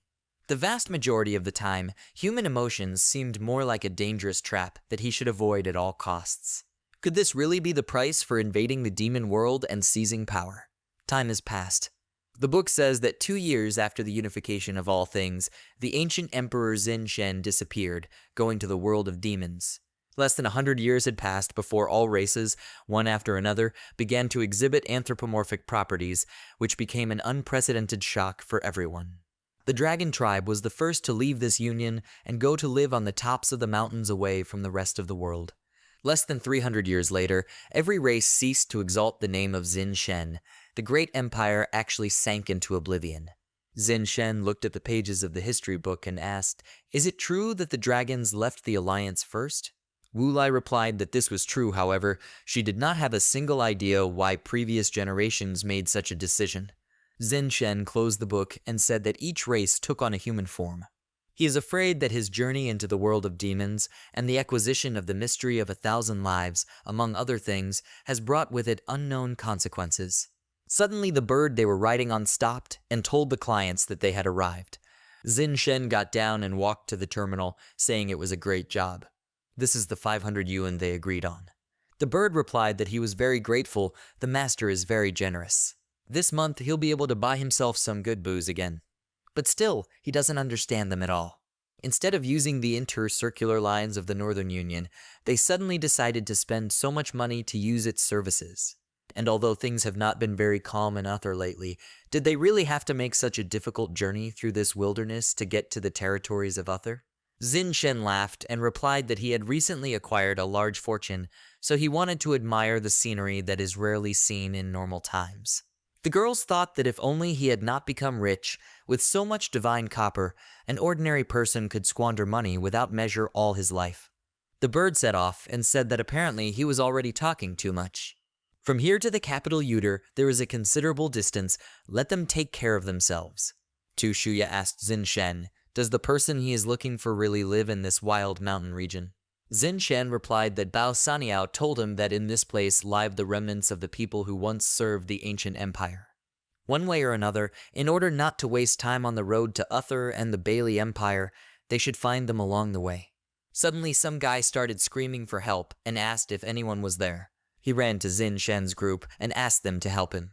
Chun Yongyu took out her weapon and Xin Shen told them not to move. Let them do nothing until he orders. The guy continued to approach them and asked if they were also adventurers on a mission. The wild vines are moving here. If they join forces, they will be able to cope with them. Wild vines are creatures with a strong territorial consciousness. Any creature that breaks into their territory can be regarded by them as potential prey. Xin Shen asked, join forces. For what? Wu Lai thought that this guy's strength was not even at the ferocious level and did not even reach level 40. And the enemy chasing him is also not of insanity level. His Majesty clearly has no need to unite with him. The guy ran up to them and asked, is he sure he can handle it? They're wild vines if they twist them. Xin Shen replied that it was his problem. Does he think they care? The guy got scared and asked if he was going to throw him to be eaten. He ran further and said that then let them stay here and wait for their death. They would at least buy him time. The more targets, the greater the chance that the wild vines will attack while he runs away. Chun Yongyu said that it was bad. He was going to make bait out of them from the very beginning. Xin Shen said that was why he told them not to make any sudden moves. He took out a weapon and said that rash and kind actions are sometimes not rewarded in the best way. He hit the ground with his scepter, and the vines that stopped in front of him emerged from the ground and headed towards the adventurer. The vine grabbed him, and he asked why. Why him? The vines began to drag him underground, and he said that he would attack large crowds of people in the habits of wild vines. Tu Shuya said that wild vines, on the contrary, should be the most hostile to crowds of people. Why didn't they attack them? Zinshen smiled and said that she seemed to recognize him.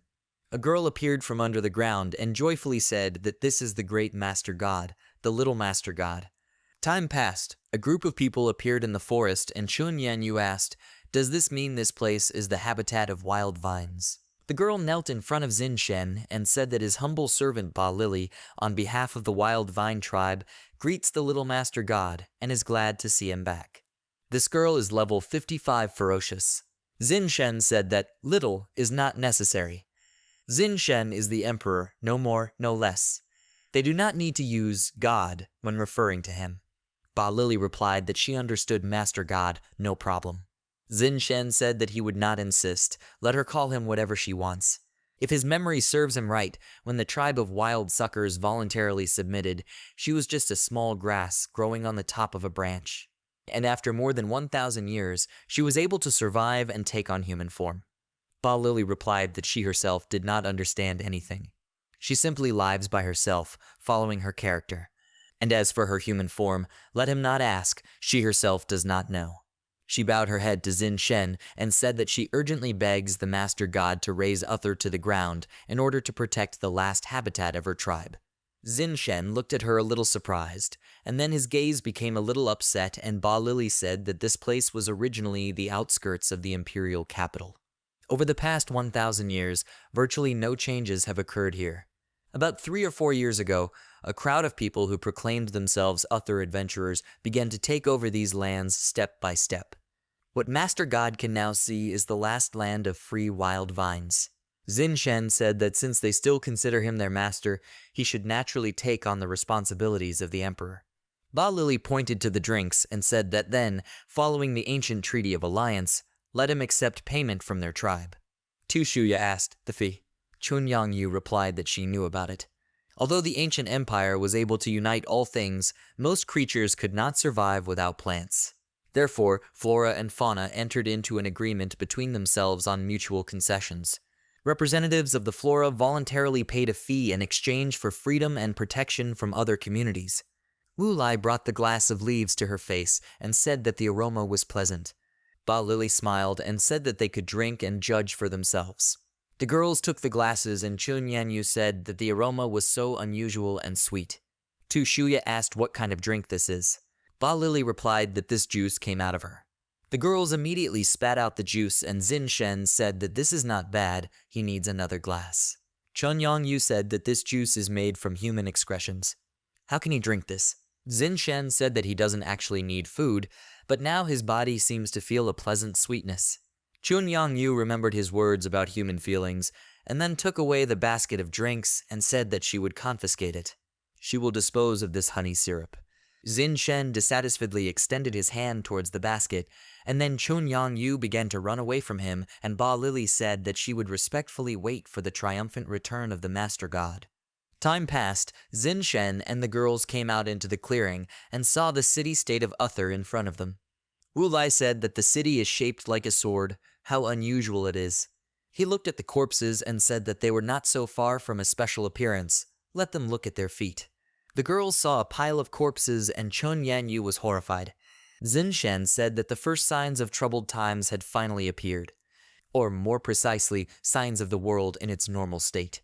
After a while, they approached the city and the guards at the entrance asked them to present a valid ID.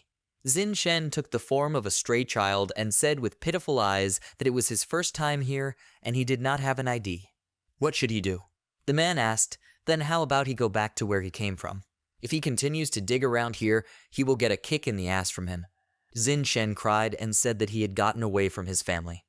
Where should he go back now? The guards' hearts immediately skipped a beat, and they called for the next one, letting Zinshen pass. Zinshen ran for some distance, and then used perfect mimicry and told the girls to get out. They came out and Chun Yanyu said that the master's methods were amazing, even those thugs could not resist him. Zinshen replied that there was nothing to be proud of. It just goes to show that this city's security system is riddled with holes. It's easy to guess that infiltrators from the Iron City and the Bailey Empire have already managed to infiltrate here. Chun Yangyu asked anxiously then, this time, what is he planning to do? Zinshen turned around and asked, is she worried about him? Is she worried that, having acquired human feelings, he will not be able to control himself? All he can tell her is that she should trust him. Let her believe him even more than she is capable of. Chun Yong-yu smiled and said that she believed him. After that, Zin Shen ran to the bakery and said that he seemed to smell the aroma of sweets, he should go check. Chun Yong-yu stopped him and told him not to try to fool her for a measly dessert. How can she trust him after this? After a while, they approached the guild building and Chun Yan-yu asked, "What is this?" Tu Shuya said that this is an adventurer's guild. Zin Shen said that this banner seemed to signify belonging to some special organization. They need to come in and take a look. They went inside and were greeted by a friendly young man. He smiled and asked, "Did the four come here to join the ranks of adventurers?" Tu Shuya giggled and said that he is such an active secretary. It's a pity that he's getting old. The young man asked in surprise, is he too old? Chun Yang-yu said that they were here for the first time and did not quite understand the rules. Could he bring them up to date? He said that the Avant-Garde Guild was created by the official authorities of Uther. The purpose of this organization is to provide information to a wide range of adventurers. After registration, a person becomes an F-rank adventurer and receives the legal right to carry weapons.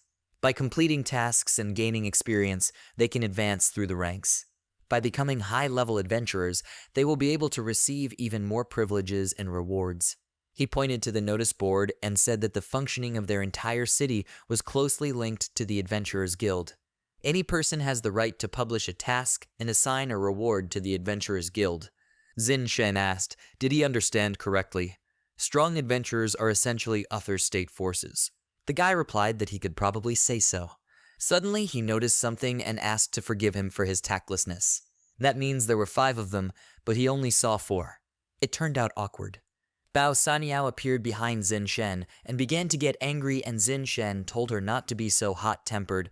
There was no need for her to go out. The guy smiled and Zin Shen decided to return to the topic, asking if their guild has been operating for about 3 or 5 years. It's a pity. The guy replied that this year will be the 4th year. But what does "it's a pity" mean? Zin Shen said that the Adventurers Guild, with its ignorance, would lead to the destruction of the state, and Uther did not even know what kind of trouble was hanging over them. Isn't this worthy of pity? The guy remained silent, and then a girl with her companion entered the hall and asked, who is this here ranting about the Adventurers Guild? He also dares to publicly insult the chairman. Where are they from? Perhaps they are troublemakers sent by the Bailey Empire.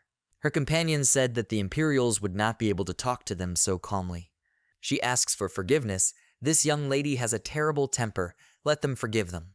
The guy said that he had not yet introduced himself. His name is Sugu Jing, and he is the creator of the Adventurers Guild. The creation of Uther was also not without his participation. The girl turned away from them with displeasure, and Sugu Jing said that their names were Mai Lu and Dao Zheng. Both of them are capable adventurers with considerable strength, as well as guild administrators. Sugu Jing looked at Zin Shen and said that he had recently said that the Adventurer Guild system would lead to the destruction of the state. Could he give him the details? Zin Shen turned to look at Dao Zheng and noticed a tattoo of her name on her inner thigh. He looked at Sugu Jing again and said that as long as he had the strength, he was capable of becoming a high-ranking adventurer step by step.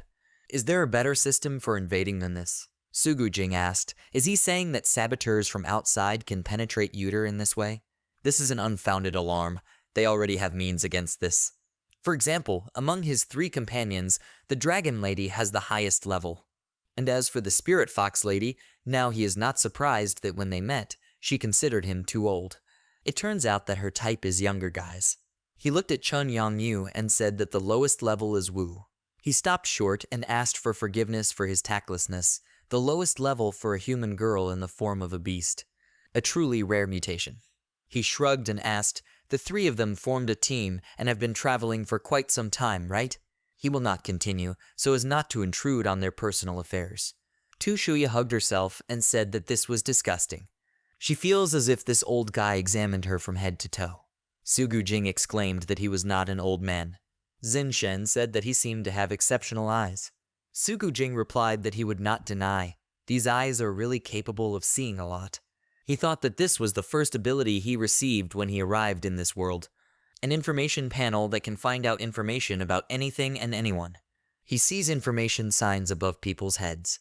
Xin Shen smiled and said that it turns out that with this ability, he can distinguish between friends and enemies.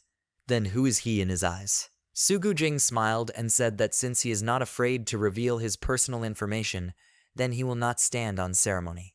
He wanted to look at his information, but the panel began to display rapidly changing information, and he thought, what's going on? What kind of panel is this? Each item and the information changes non-stop. What is he, after all? He looked at Xin Shen anxiously, and the guild administrators asked what was wrong with him. Everything is fine. There is no face on it. Xin Shen smiled and told him to stop. Does he think now he understands what he said recently? The panel did not show any information about Xin Shen, and Sugu Jing thought that it was impossible. His ability is absolutely reliable, as it should be. Xin Shen put his hand on his shoulder and said that he did not mind if he considered him an enemy, but he should figure out who Uther's true enemy really was. He has a task that he would like to entrust to their country, but he doesn't know if he will accept it. Sugu Jing asked what task.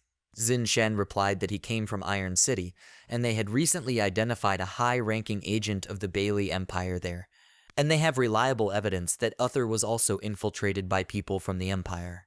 Although all the nearby states belong to the Northern Alliance, doesn't it seem to him that they all feel too at ease in the eyes of the Bailey Empire? He took out a piece of divine copper and said that therefore, whoever can get him information about Imperial spies will receive this piece of purified divine copper as a reward. After a while, they left the city and Chun Yanyu asked, does he think he will really agree to this task? Will their actions be regarded as an enemy provocation? Xin Shen replied that this task was not important at all. Since the Bailey Empire has already shown its hostile intentions, Uther is likely to be sufficiently vigilant anyway. Even if he didn't add fuel to the fire, a clash between the two sides would still be inevitable. But if the conflict escalates into war, he must, at all costs, ensure the safety of his people. In a sense, the place where the wild vines live can be considered the last territory of his empire, and he cannot relieve himself of his duties as ruler. If this is the case, then he should try again to implement the ideal of virtuous government in this world. He took out a communication device and said that this time he would like to use slightly different methods. Time has passed. Ba Lily tilted her head to the side and asked who he was. Bao Wu replied that they came on Xin Shen's orders. She can consider him an ally. Ba Lily asked happily, an ally from the Master God Army? An ally has come to help them destroy the people of Uther. Bao Wu said that he meant that they were on her side. He didn't say his name was Ally. Ba Lily called him an ally and said that she understood everything. Bao Wu said that they were only ordered to appear urgently. If they really received an order to attack, then it guarantees that there will be nothing left of the enemies. Xin Shen and his companions returned to the forest and Ba Lily asked, has he already wiped out all the other people from the face of the earth? Chun Yongyu waved her hand and said that even a flock of ducks could not be driven away so quickly. Ba Lily asked, wasn't Master God previously capable of conquering a couple of cities in one attack? Tu Shuya asked, humanoid robot vacuum cleaner. Wu Lai asked, would something like this destroy the city? Xin Shen replied that this time the situation is a little different. They should have already noticed that the main city of Uter is not exactly ordinary. The city was created in the shape of a sword driven into the ground at an angle. Only the upper half of the sword is above the ground. Tu Shuya asked, so it's no coincidence that the city has this shape. Chun Yangyu asked who is even capable of swinging such a sword. Xin Shen said that of course, there are creatures that are capable of this of course. He thought and Wu Lai called out to him. Then he turned around and said that he would inevitably have to get this sword. He hopes they will all assist him. The girls knelt and said that they obeyed his will. Time passed. Ba Lily looked at the girls leaving and said that Master God sent them back. Xin Shen said that since the beginning of time, the most important skills of a ruler have been and will be the ability to understand people and remove supporters. The ruler should not decide every matter personally. This time he will leave all the work to them. Ba Lily asked, is it really only she and Master God left here now? Then, could he teach her how she can use the human body? Xin Shen said that as he can see, she is already accustomed to sitting on her knees and moving underground. He is confident she can learn a more efficient way to use the human body. He pointed to Bao Wu and said that he was placing him at her disposal. Ba Lily began to worry and asked if the ally was still here. Bao Wu said threateningly that she should call him commander and now be quiet. Ba Lily stood up and said that she couldn't stand anymore. Her legs couldn't support her. Bao Wu said that she was moving too little, let her continue to stand. Xin Shen looked at them and thought that it seemed like he could rest a little now. He went into the forest and thought that when he learned about the existence of the terminal apparatus, he immediately noticed that there were many equally extraordinary things everywhere. It is very different from what it was 1,000 years ago. Now, there are various waves of information in the world. If he creates a temporary general headquarters, it will also be necessary to establish an information collection center. And of course, the creation of it should not entail negative effects on the ecological environment of wild vines. He called upon the sphere of control and thought that according to his calculations, if he could create something like this, then it would be possible to integrate all the information waves within one information storage and transmission system. And along with this, no other terminal will be able to detect this. He took a piece of land and said that if that little man were here, he would entrust this task to him and go to rest. But this time he would have to do everything himself. The sphere of control consists of the smallest substance that can exist in accordance with universal laws. Even breaking into an atom is not difficult for it. It is capable of intercepting the internal particles of an atom, then rewriting the structure of its particles. The energy required for the process is provided or absorbed by the control sphere. Thus, matter will be rewritten through the maximum simplified method. Relying on extensive calculations and microcontrol, the control sphere is capable of repeating a given process on a large scale, quickly and accurately. An information center began to appear in front of him, and he thought that, in accordance with the original idea, this mechanism would automatically create new items. Transformation of meta-level substances. He looked at the completed structure and said that the information center was ready. He sat down by the tree and said that then it was time for him to rest a little and wait for good news. Time passed. Chun Yan-yu announced the gathering over the loudspeaker. The soldiers of the Iron City lined up in front of her, and she said that from now on she, Chun Yang-yu, becomes their supreme commander. She pointed to Wu Lai and said that this was her adjutant, Wu Lai. The soldier asked what about the commander Bao. Tu Shuya replied that he was now cooing with the wild vines. The soldiers presented this picture, and one of them exclaimed, "What kind of commander would exchange his brothers for women's charms? He's not there, and that's fine." They are all now subordinate to Commander Chun Yang-yu. Meanwhile, Bao Wu was teaching wild vines to stand on their feet and suddenly thought, why was he trembling so much? He hopes Xin Shen didn't fool him when he asked for control of the army. Meanwhile, Chun Yang-yu told the warriors to listen to her. The other adventurers always sought to take away the land that was under their feet. However, the Wildvine tribe are long-time subordinates of their lord and should never allow adventurers to take their home away from them. It is possible that they have already been discovered, and it is quite likely that tomorrow they will launch an assault against them. Now, under her leadership, they must all increase their strength, so that the crowd of these ignorant adventurers will not dare to rashly launch an offensive. Little Xin Shen appeared on her shoulder and said that he would interrupt her for a second. She looked at him in surprise, and he told her to be quiet. It is just a miniature embodiment of it created by the sphere of control. He is not one of those rulers who plans to lead an army with his own hands. He shouldn't make his presence public. He noticed that she might make a mistake, so before that happens, he will give her one example. Now his embodiment will penetrate her vocal cords. All she needs to do is to allocate the right amount of energy for facial expressions. Chun Yang-yu replied that she understood him. She asks him to give her instructions.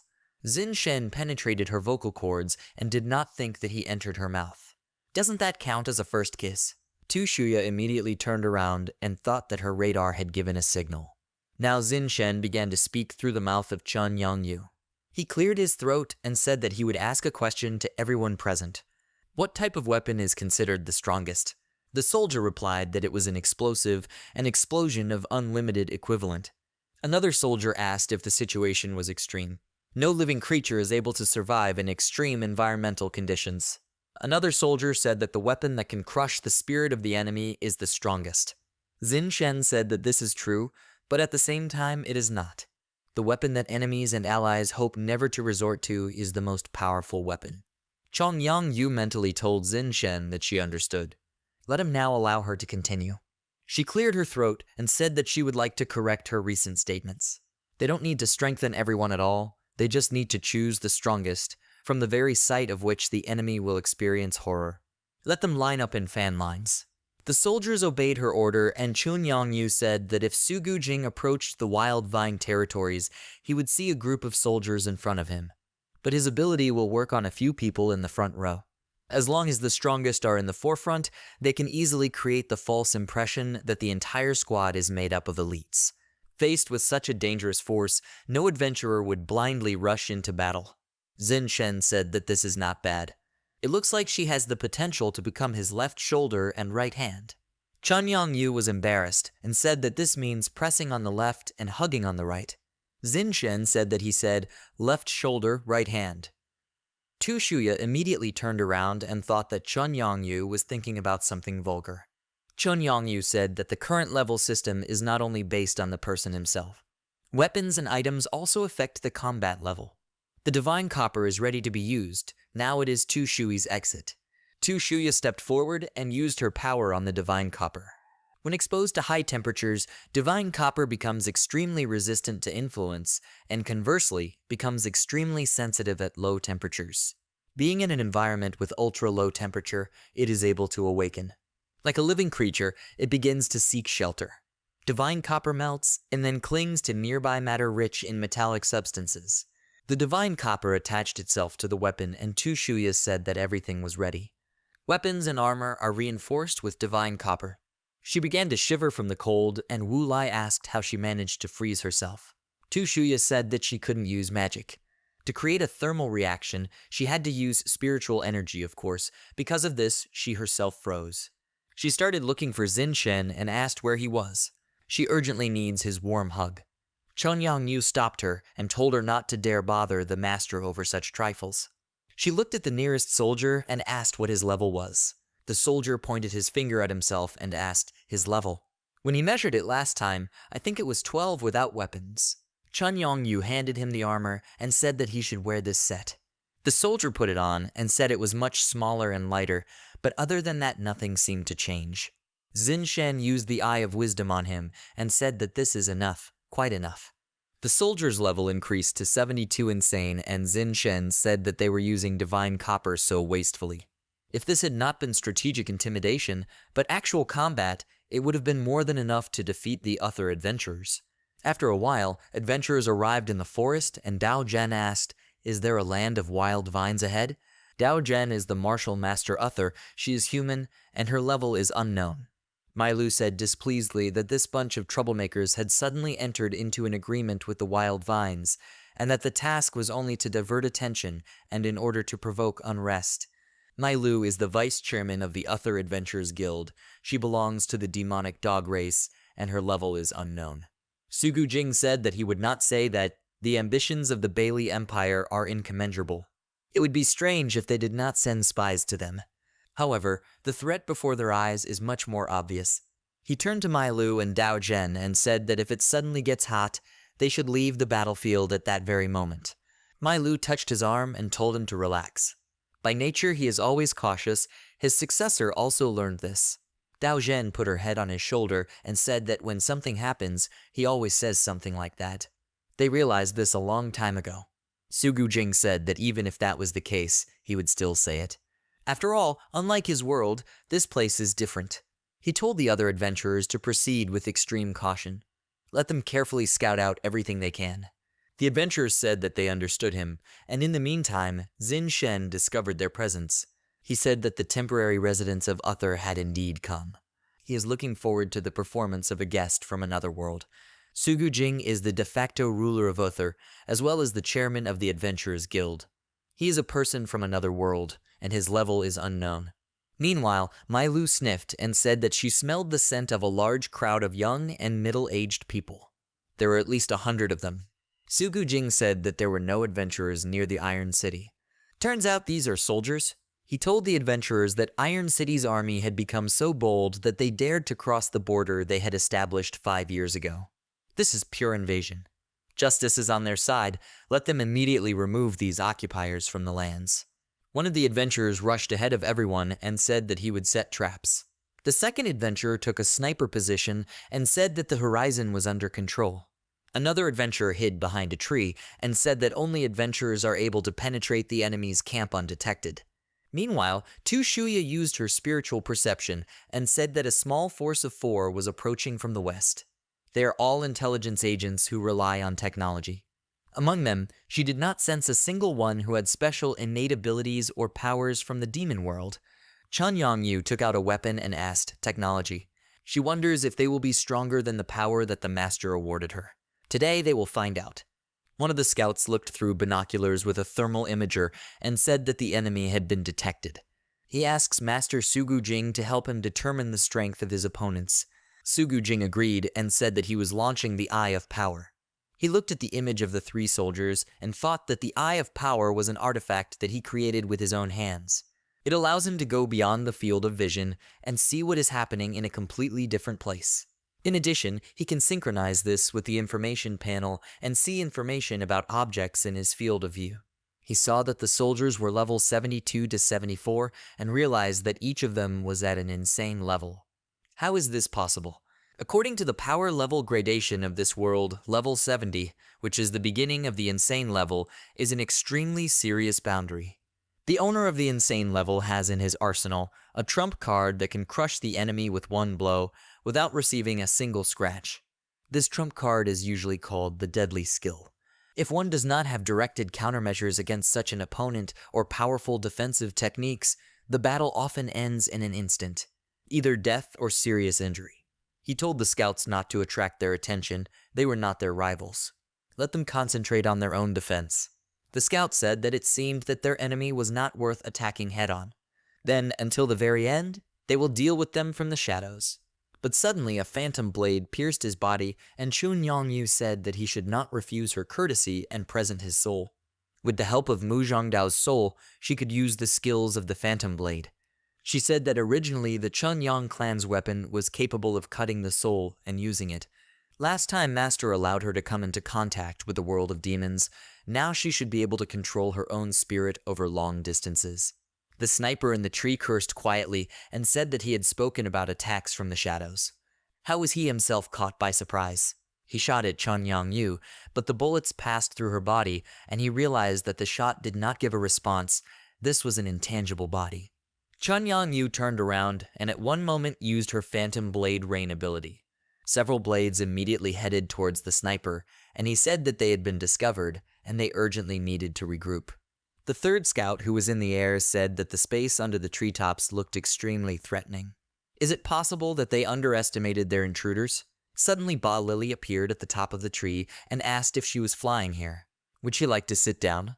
She tied it with vines, and the girl asked, "Are these wild vines the kind that are capable of entangling?" Being in the air, she will not get out without support.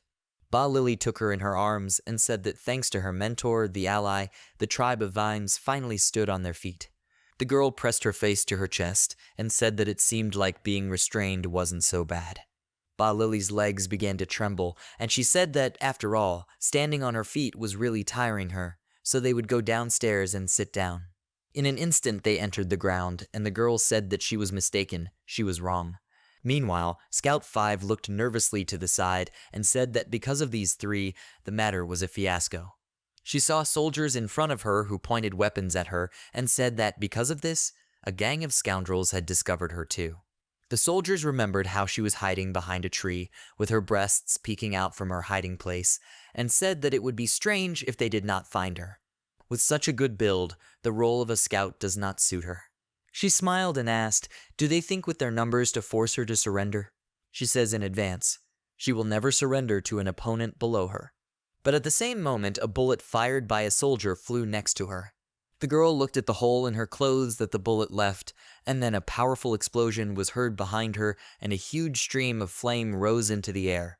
She trembled with fear and said that this was enough, she was giving up. She noticed that the soldiers were also trembling and asked why they were trembling. The soldier replied that the fact was that they were preparing in a hurry, so they themselves were using these weapons for the first time. He would still leave the title of elite to their other comrades. Meanwhile, Xin Shen sat by the tree and said that all the scouts had been eliminated. So what is Sugu Jing going to do next? Judging by his character, he will not give up so easily, but rather, on the contrary, will do something more radical. He called out to Wu Lai and said that then the strategy of intimidating the elite forces was left to her. She pulled out her weapon and told him not to worry. As planned, she will force them to the negotiating table.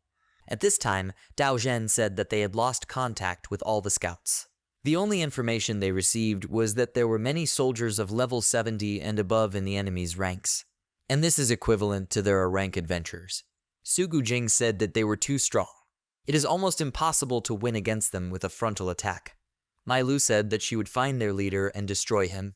Now this is the only way to turn the situation in their favor. Su Gujing remembered Bao Saniao and said that she was no match for this spiritual creature. She would inevitably lose. He will go, protecting Uther, their home, is his sacred duty. Wu Lai came out of hiding and advised him to abandon this thought. He shouldn't have come to these lands, and he won't be able to protect anyone. Su Gujing took out a weapon and asked if this was a level 74 dragon sister. She doesn't think that she will be able to create atrocities in Uther, relying on such power. Wu Lai told him to open his eyes wider and take a good look at what her level is now. Su Gujing used the information panel and saw that she was currently level 90. He thought, how is this possible? Was she hiding her strength before, or was she wound up with some kind of weapon? Wu Lai crouched down in a fighting stance and used the gust of wind technique, swinging her blade. Su Gujing deflected her sword strike and thought that the smoothly released sword energy seemed harmless. However, although the speed was so slow, the visualization itself was terrifying. Mai Lu crouched down to avoid the blow and asked, is this what she calls an attack? They only have to duck, and they will immediately dodge it. Dao Zhen also ducked down and asked, are you serious? Why does she feel like the attack might hurt her a little? Mai Lu looked at her chest and exclaimed, why is she showing off? So let her just take it and jump over it. Dao Zhen asked in surprise why she was suddenly so angry. Su Gujing again held back Wu Lai's attack and thought that this energy was different. He shouted that things were bad, let them be careful. The attack passed over the girls, and at the same second the energy of the sword tore their clothes. Mai Lu covered herself with her hands and exclaimed, what kind of villainous trick is this? Su Gujing stood up for them and thought that although this is not a deadly skill, the power and technique of this strike is undoubtedly at the top of the insane level. Wu Lai said let him attack. After all, he invariably repeated that all this was for the sake of Uther. So why doesn't he answer? Elite soldiers appeared behind her, and she said that she just wanted to remind him that the standard equipment of Iron City soldiers included a recording device located in each soldier's tactical helmet. It is capable of recording everything that happens and properly preserving all military secrets. Su Gujing thought that there were many of them. Besides, there are still those who are hiding in the distance. If he launches an attack, can he guarantee that he will be able to destroy the recording devices before the data is downloaded? Wu Lai asked why he was hesitating. After all, now, compared to Uther, it is much more important to protect the good name of the two girls, isn't it? Dao Zhen said that they had not encountered such a shameless opponent for a long time. They are no better than Bailey's empire. Wu Lai asked, shameless? Their intention was to unceremoniously invade their borders, and by their actions they provoked a military conflict. She pointed her sword at them and asked if, in their opinion, damaging clothing during warfare could be considered shameless. Su Gujing asked, have they invaded the borders? According to the agreement signed by the Iron City 5 years ago, these lands belonged to Uther. It was Uther who suffered the treacherous invasion. Du Senyi arrived on the scene and said that the agreement they signed with him was bilateral and took into account the interests of a third party at that time. Zinshen and Wang Lai came with her in the guise of Key Roman 11. Su Gujing asked, Iron City Chief Du Senyi. Also this little scoundrel. Du Senyi smiled and said that she would introduce them now. She pointed at Zinshen and said that this person was a descendant of an ancient empire with royal lineage. For 1,000 years, this place has always been the home of wild vines. Moreover, they always faithfully served the ancient empire, never served other rulers, and were, in fact, not subordinated to anyone. On behalf of the Iron City, she recognizes the legitimacy of the wild vine lands. This land is part of the ancient Zinshen Empire. Mai Lu exclaimed, a descendant of the ancient empire. Can they consider 1,000-year-old legends to be a legitimate basis for such a thing? And why are they only hearing about it now? She may recognize him, but they don't. Du Senyi smiled and replied that there was nothing to argue about. This has been the case since ancient times. Is it possible that, being the real holder of power, he does not understand such basic principles of virtuous government? Sugu Jing shouted that she was just throwing stones at the person who had fallen into the well. Du Senwi and Xin Shen looked at each other, and she thought, well, she did everything as he said. She did a good job, didn't she? Xin Shen showed her a gesture that everything was great, and Wang Lai thought, why are they making eyes at each other in front of everyone? She needs to calm down and continue to act out the role of Key Roman 11. She can't let jealousy show on her face. Chang Yangyu whispered to Xin Shen that it seemed that they were not eager to obey. Why didn't he just demonstrate who he really was? Xin Shen replied that they were against a guest from another world who also did not have longevity. His name will not intimidate him. Besides, let her not forget who their real enemy is. Because of these two girls, Sugu Jing began to hesitate and did not dare to attack. He is not yet ready to realize his status. Sugu Jing told the city leader, Du Senyi, that he could not accept such an outcome. Initially, according to their bilateral agreement, in the event of controversial issues not taken into account in the agreement, Yuder has the right to personally decide how to stop the harm caused by him. He chooses the duel. They will use the rules of duel adopted by the other adventurers. The winner will have the final say. Du Senyi asked, a duel. Extra hassle. Once she gives an order, her army will. Xin Shen interrupted her and said that this was not necessary. He took out a weapon and said that since they have such an easy way to avoid military losses, why don't they play by his rules? After that, they gathered at one table and Sugu Jing said that there would be 3 duels, each of which would involve one person from each side. Victory is awarded if the opponent surrenders, loses consciousness, is unable to return to the arena, or is unable to continue the battle. In each of the 3 duels, there are level restrictions, namely, no higher than 40, no higher than 70, and also higher than 70. In accordance with the other adventurer system, these are below level D, from level D to B, and also level A and above. Xin Shen slammed his finger on the table and said that all the minor nuances were up to him, but he only cared about one point. If he wins, what will be the demand on him? Mai Lu exclaimed, demand? What other questions? It is obvious. Dao Zhen held her back and said that after all, these are official negotiations of national importance, let her be more restrained. Sugu Jing said that if he wins, he will demand that the current borders established in the treaty between Uther and Iron City be maintained. All wild vines will have to leave Uther, and the descendant of the ancient empire and all his people will never set foot on this land again. Xin Shen agreed and said that in that case, his demand would be equivalent to his. If they win, then all the inhabitants of this city will have to leave it. Sugu Jing asked, will they have to leave the city? What does it mean? Xin Shen responded by asking, do they both understand that there is no need to make this public now? Sugu Jing stood up from his chair and said that's what it's all about. That means he does it too. After that, he left and said that he had nothing more to talk to him about. He suggested that he tell his duelists to start preparing. Chang Yangyu asks, from what she heard, he and Sugu Jing know some secret, right? Xin Shen says that the Uther adventure system is of the type where strength decides everything. Being the de facto ruler, Sugu Jing is naturally one of those who strives to reach its peak. And since this is the case, he cannot ignore the power of Uther himself. This city is shaped like a large sword, similar to those of ancient times, and the sword will inevitably find a way to show its power. Sugu Jing has ruled this city for several years, and he is afraid that he has already been able to discover the uses. Since this is the case, he wants even more to get Uther as soon as possible. Sometime later, Sugu Jing says that in the first battle, Miss Dao Zhen will fight on his side. She takes off her shoes and says that she is the leader of the fighting arena, and this is her field. She throws away her shoes and says that the first victory will be hers. Xin Shen uses her energy and says that she is level 66. Is she planning on starting a duel with the limit to level 71st? Dao Zhen says that during the recent negotiations, they did not decide the order. Does it really matter who goes first? Did the descendant of the ancient empire choose a good opponent for her?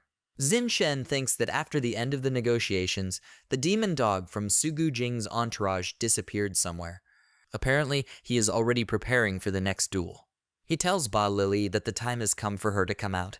This surprises her very much and says that her level is 11 steps lower, so there is a high probability that she will not be able to win.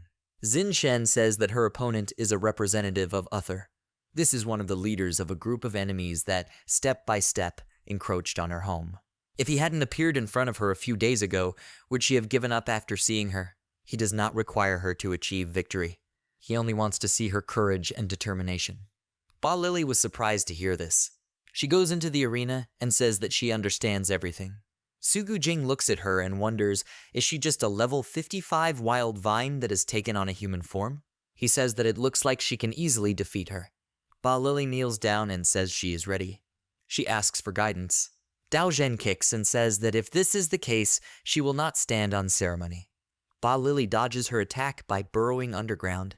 She releases her vines, which she wraps around Dao Zhen's legs. She says the land here is good for travel. Fighting on its surface should give it an advantage. Although she is more than 10 levels behind, this does not mean that she has no hope of winning. She is surprised by what is happening. She notices Dao Zhen calmly turning towards her. Ba Lily thinks this is strange. It is obvious that she has already entwined her tightly. So why is this person still able to move so easily? Dao Zhen calmly raises his leg and says that this force is called the Path of Truth, exactly like the hieroglyphs in its name. A lucky coincidence, isn't it? Since this ability was sent down to her from the demon world at her birth, she was given a name in honor of this. All the force that prevents these legs from moving forward will be released. All the energy she had expended to entangle her was transferred to the ground beneath her feet. No matter how unchanging the world is, the truth will be behind it. She doesn't even have a chance of success. She must taste the bitterness of defeat. She strikes and throws Ba Lily several meters away. Chun Yanyu is worried about what is happening and calls her by name. Ba Lily asks, what is this powerful blow? All her juices from head to toe received a shake. Dao Zhen says that it would be better if she surrenders because this is not a duel to the death. There is no need to continue through force. Ba Lily says that's not true. How can she be so frivolous? From generation to generation, wild vines lived peacefully in the dense forest thickets without attacking anyone. For the sake of appropriating forest wealth, other adventurers unceremoniously invaded and autocratically committed atrocities in their lands. During all this, they never treated them as rational beings and never accepted them as such. From the very beginning, it was a duel to the death. She released her vines and grabbed Dao Zhen's legs. She says that the strong always make the rules. Isn't this the primary law of the jungle? She gets rid of the vines with a kick and says that if the weak does not adapt to the rules of the strong, then he is out. She must accept her defeat. Chun Yangyu says that entanglement is useless against her. Will they really lose the first duel? Xin Shen says that she need not worry ahead of time. The battle is not over yet. There are vines with some drops on the floor. Dao Zhen notices this liquid and asks what it is. She looks down and notices that the vines are still holding her and her clothes are starting to dissolve. She says she is in pain. What kind of liquid is this? Sugu Jing says that this is the secretion of wild vines. If they come out in a calm and joyful state, then it becomes a sweet nectar to drink. But if the wild vines are angry, then blood flows from them, which is a strong decaying poison. Dao Zhen asks if she really decided to inflict damage on herself in order to hurt her. From the very beginning, she was nothing but a monster. She jumps up and says that then she will no longer need to show her leniency. She's flying and going to attack really hard with her leg. Ba Lily thinks she didn't disappoint the Lord of the Gods, did she? He wanted to see her courage and determination. I wonder how he thinks she coped. Xin Shen stopped the kick attack with one finger and says that they lost. Victory in the first duel belongs to them. Dao Zhen jumps back and wonders when he managed to appear in the arena. And how was he able to contain her power? Moreover, there is no sign of the loss of her own powers. This indicates that he himself did not use force. How did he do it? She says that since this is the case, they should prepare for the next duel. She leaves and Xin Shen looks at her. Sometime later, he brings Ba Lily to the stands and Chun Yangyu asks if she's okay. She says she's fine. She just needs to return to her usual soil, and in a couple of weeks, she will be as good as new. She lost, and she is very sorry about it. Xin Shen says she did great. The fervor with which she fought was something he had never seen in other wild vines. If she was still able to hold on, she could now make sure how they would win this game. Ba Lily blushed and agreed with him. She kissed him and says that she is grateful to the little Lord of the Gods. The rest of the girls are surprised by this, and Chun Yanyu asks what she allows herself. This also applies to the Lord. Why did he let her kiss him so easily? Xin Shen says that in fact, if a ruler is kissed like this in a public place, then it looks shameful. However, his humanity, which he received after acquiring the sacrament of 1,000 lives, tells him to meet her desires and pamper her a little. This should comfort and make her happy. Tu Shuya asks if Chong Yan Yu and Ba Lily switched places, she probably wouldn't be able to resist kissing Xin Shen either, right? She blushed out of embarrassment and said that it was only her who thought so. She's not as shameless as she is. Ba Lily becomes very embarrassed and asks the Lord of the Gods if he could give her some of his pollen as a reward then. Chun Yanyu and Tu Shuya carry her away and say that she has no conscience at all. These are too high demands. Sugu Jing asks Dao Zhen if she is okay. She must quickly wash off the juice that gets on her, otherwise scars may remain. She says she's fine. Such a trifle cannot be compared with the suffering that she had to endure in the Empire. Sugu Jing thinks that if it weren't for his intervention, she would now be living the life of an aristocrat in the Bailey Empire. When he met her, she was the daughter of a Duke of the Empire. She was a citizen of the Empire, but she was not at all impressed by the imperial value system. Thanks to this fact, it became even easier for them to start a conversation. Since he was unable to approve the path of violence that the Empire preached, his differences with the imperial authorities gradually worsened. And quite recently, it came to the point of a public order for his arrest. At that time, Dao Zhen took his side. Having abandoned her homeland, whose ideals she was unable to recognize, she arrived with him in Uther. In the present, Sugu Jing says that even if only for the sake of Dao Zhen, Mai Lu must end this farce. She goes to him and says that she cannot disappoint him, all for the sake of their promise of freedom and prosperity. Duelists below level 40 will compete in this battle. Even the weak have their own ways of fighting. Tu Shuya says that she just entered the arena, and she was already labeled as a weakling. She shouldn't have agreed. I should have let Chun Yang Yu go. She was offended by her words and asked who was just so enthusiastic to enter the arena. Mu Lai draws the arrow, filling it with his energy. She says that any of them will suit her, and her opponent had better be able to survive her first attack. Tu Shuya says that at their level, there is an equal struggle with the use of brutal force. This is not a battle above level 70. How can a single attack lead to death? As soon as she finished speaking, Mu Lai released an arrow with enormous energy. This arrow flew past her and flew high up. This shot left a small cut on Tu Shui's cheek, and she was very shocked by what happened. Chun Youngyu says that this shot is absolutely not equivalent to the strength of the 39th level. Xin Shen says that of course it is. He immediately knew that she had recently disappeared to make some preparations. Mu Lai uses the hurricane shot technique. Tu Shuya uses spiritual art technique. Redirection using her energy, she stopped 3 arrows that were fired at her and redirected it in the other direction. Xin Shen thinks that even when moving and dodging, this magical archer does not look anything unusual, and her strength corresponds to the 39th level. However, at the very moment when the shot occurs, Mu Lai draws an arrow and uses a magic splash arrow. Her level rose to level 74.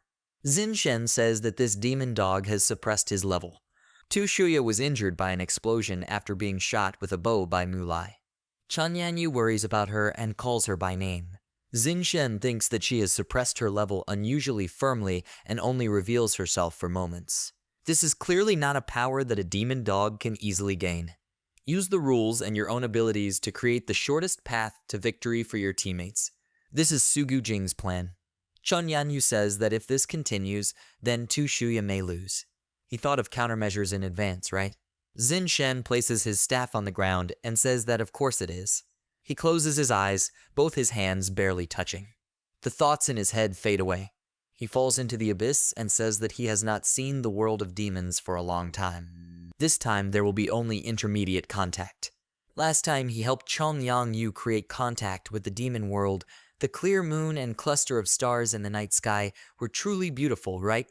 The stronger the approval from the forces of fate and order, the brighter the sky shone during this contact, and the easier it was to obtain a gift from the world of demons. 3-tailed foxes are carriers of special abilities from birth. Upon awakening, they gain 3 different types of spiritual powers. And as for Tu Shui, now it's time for her to wake up. Xin Shen asks if it is possible for him to make this small wish come true. Mu Lai fires numerous arrows using the massive shooting technique. A large number of arrows fly towards Tu Shui, who stands still. There's a very strong explosion, and Mu Lai says that it's all over. She had used up her spiritual ability and was unable to repel her attack again. Shuya says indeed. She can no longer use spiritual powers to deflect her magical arrows. Her hair color has changed to black, and she says that there is now a whole new power flowing inside her. Mulai is shocked by what happened and asks if her magic arrows scattered. How did this happen? Shuya extends his hand to her and says that they must continue the battle. She used the magical ability of awakening. Mulai asks, has her magical energy awakened? Shuya says that she sees magical currents. She seemed to be able to comprehend magic.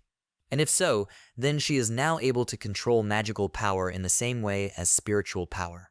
She uses the magical strangulation technique and creates magical energy around Mulai's neck. She falls to her knees because of what happened and says that her magic is uncontrollable. Zinshen says that this demon dog is a magic archer, so magic power is her only means of fighting. If you deprive her of control over magical power, the level of her combat potential will be even lower than the fake level she used. Sugujing is worried about what is happening and tells Mai Lu that she must quickly get out of the radius of her ability. She begins to run away from Shui. She flies after her and says that she will not run away. As someone said recently, she must admit defeat. Mai Lu turns to her and says there is no way she can do this. She thinks she swore she would never admit defeat again. To take away their valuables, the Bailey Empire carried out a bloody massacre of the tribe of demon dogs scattered within its borders. She was also taken into slavery and registered for sale on the black market. It was being prepared for sale to some rich man for whom it would become a toy for amusement. It was Sugujing. It was he who saved her from that hell. He taught her how to fight and how to become stronger. It was he who gave her a new life. She vowed that she would fight for him to the end, until the moment when all his enemies are destroyed. Therefore she cannot fall here. Absolutely cannot. Mulai falls to the ground and tearfully asks Sugujing to save her. He is greatly shocked by what he sees in front of him. Because of his strong anger, he squeezed his hand with great force. He grabbed his sword and uses the divine punishment technique. Shuya stands still and looks at the magical energy that is approaching her. Wulai calls her name and rushes to her aid, drawing his sword. She stands in front of her to protect her. She crossed swords with Sugujing. This blow causes a very strong explosion of energy, which pushes Wulai away. She turns back and is surprised by the power of this blow. She wonders, is this guy's strength already? Zinshen says that he broke the rules and lost in this duel. Sugujing says he doesn't care about the outcome of this duel. This descendant of the ancient empire must approach him. He will have his last duel with him. Zinshen very quickly found himself behind him and says that Shuya only recently awakened a new ability, so she still has little control over the power of her attacks. He approaches Mulai and says that if she had carelessly killed her rival, the blame would have fallen on his shoulders. The two of them can go. Wulai and Shui bow and agree with him. Wulai asks him to be careful. His power may already have gone beyond what she could have imagined. Zinshen says that in that case, he asks her to keep an eye on the audience. She must not allow any accidents to occur. Sugujing turned to him and asked when he managed to get here. What did he do to Mai Lu now? Zinshen says that her magical energy has stabilized. Now she should rest peacefully. Sugujing gets really angry and says that he asked him a question. What did he just do? He swings his sword and is about to attack him from behind. Bao Saniao appeared behind him and stopped the blade of his sword, catching it with her hands. Zinshen tells him that he has chosen a good opponent. If we are talking about skill or combat experience, then in all this he is ahead of him. Its true power can also make people awe. He checked it and saw that Sugujing was a person from another world of the 100th level, godlike. Zinshen says that since he is challenging him as a ruler then, given all his actions up to now, he has no chance of success. Sugujing runs towards him with his sword raised and says that he talks too much. Now he will show him divine punishment. He strikes Zinshen twice with his sword. He thinks he succeeded, but he has some strange feeling. After these blows, he does not feel any changes. He strikes many times with his sword and wonders why the blows had no effect. Is this guy really here? Is it possible that this is just a mirage like phantom images? He extends his hand and says that he wants to experience a spiritual attack. He uses the spiritual needle technique. Bao Saniao appears in front of him and looks at those spiritual needles. She collects all his spiritual energy at one point. Sugujing thinks that it doesn't look like it will work out. His spiritual attack skills were clearly no match against this spirit. Xin Shen says that if he only endures the beatings, it will hardly be called a duel. He should properly respond to his attacks. He quickly finds himself behind Sugu Jing. He points his finger and uses the fracture technique. Because of this technique, Sugu Jing's arm broke and became severely crooked. He wonders when he managed to get behind him. He jumps back, leaving his sword in place, and thinks that he shouldn't think about it. Where is his weak point? He opened a bottle of red potion and drinks the contents. After that, his hand immediately returned to normal. Xin Shen says this is strange. He did not seem to feel any pain from the fractures, and the potion he drank appeared as if out of nowhere. The effect of the mixture itself is also amazing. After use, it looks as if it had not suffered any injuries at all. Sugu Jing smiles and says that even if he tells him what's wrong, he still won't understand. Xin Shen asks, this is a gaming system, right? He is able to interact with this world using game visualization. This is his true ability. Sugu Jing says that this is simply impossible. How does he know this? Xin Shen says that the fact is that he is not the first to end up in this world, and the victim he knew before him had long since died a miserable death. Sugu Jing smiles and asks, so what? In his system, there are 10,000 slots completely filled with potions and 1,000 slots with an elixir that allows you to avoid death. Before all these resources come to an end, he will certainly find a way to defeat him. Xin Shen summons his spear and apologizes, saying that he doesn't have much time to accompany him in this game of trial and error. He uses the order blocking technique. Suddenly, all the windows of Sugu Jing's system disappear. He is very surprised and says that his panel, his system, all his elixirs and artifacts have disappeared. What did he do with it? He must give him back his power.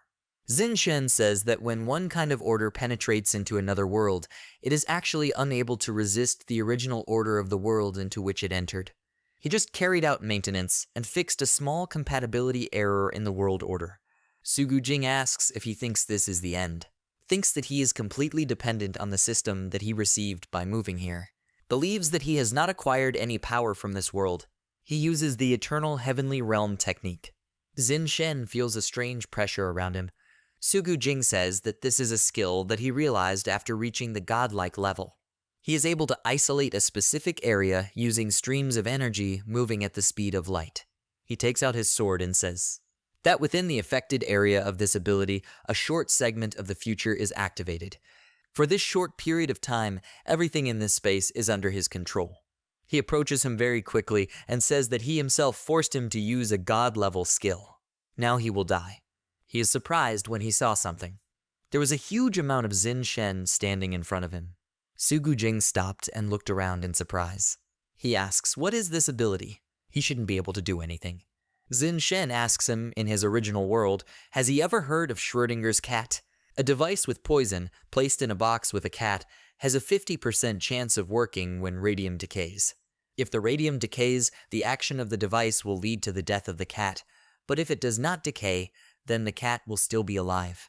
But there is no way for a person to know whether the radium has decayed unless he opens the box and makes direct observations. Before the observation is made, a superposition of a living and a dead cat arises. Sugu Jing looks around him and asks, what is he talking about now? Why is he able to move in the realm of the eternal heavenly realm? Where is his real body? Xin Shen says it's him. Unless it is actually monitored, it actually exists in countless places at the same time. In the form that he can observe at the moment. He can only be in one place when reality is watching him. Sugu Jing strikes with his sword and Xin Shen says that his ability works in a future time period, and in this period he will never have a firmly established existence. So how does he plan to attack the real him? The inability to touch him, instant teleportation, continuously changing information on the information panel. All this is a manifestation of the uncertainty of the form of its existence.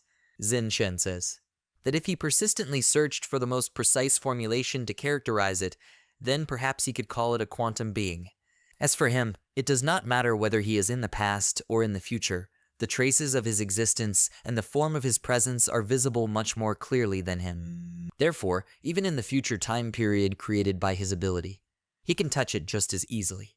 He touched Sugu Jing with his finger, and as it turned out, it was a very strong attack that threw him back several meters. He fell and asked how he did it. He tries to get up and asks how he could become so strong. Xin Shen asks, did he call him strong? He is wrong, he is not strong at all. There are many qualities that a ruler needs to strive for. Wisdom, intelligence, zeal, foresight, nobility. But if the supreme ruler in his desires pursues only power, then he is no different from the leader of the robbers. And he is not worthy to be called a ruler. Sugu Jing says that's not true, he didn't understand anything at all. He gets to his feet and holds his hand. He says that without sufficient strength, he will not be able to possess anything. People will ignore him, oppress him, and even taking his life will not be difficult for them. And all this happens due to weakness. Only by gaining power can you gain everything else. Xin Shen paid attention to what he was doing and stared at him. Sugu Jing uses the skill of collapsing the heavenly realm. He says that this is his path as a ruler. Xin Shen looks around and says that the space he created has begun to shrink and collapse. Is he going to kill him using the energy obtained from this process? Sugu Jing says that he is afraid that killing him will not be so easy. He just needs to be able to pin him here, and then he will have victory in this duel. Xin Shen smiles and says that shackling it truly brings back memories. He was born to reign. From the moment of his birth, he immediately acquired all the knowledge and skills for ruling, including the ability to cope with dangers that threaten him personally. Poisonings, kidnappings, exiles, imprisonments, assassinations, bombings, and much more. In this branch of knowledge, his final test was exile into a black hole. Sugu Jing says that is impossible. No creature can escape from a black hole. Xin Shen says it doesn't matter whether he believes or not. Once he destroys this cage, he will no longer have any trump cards in this duel. Sugu Jing thinks that this is impossible. His ability even influences the speed of the future time stream. How can he break through this? If he had such power, he would have forced him to submit from the very beginning. So he definitely can't do it.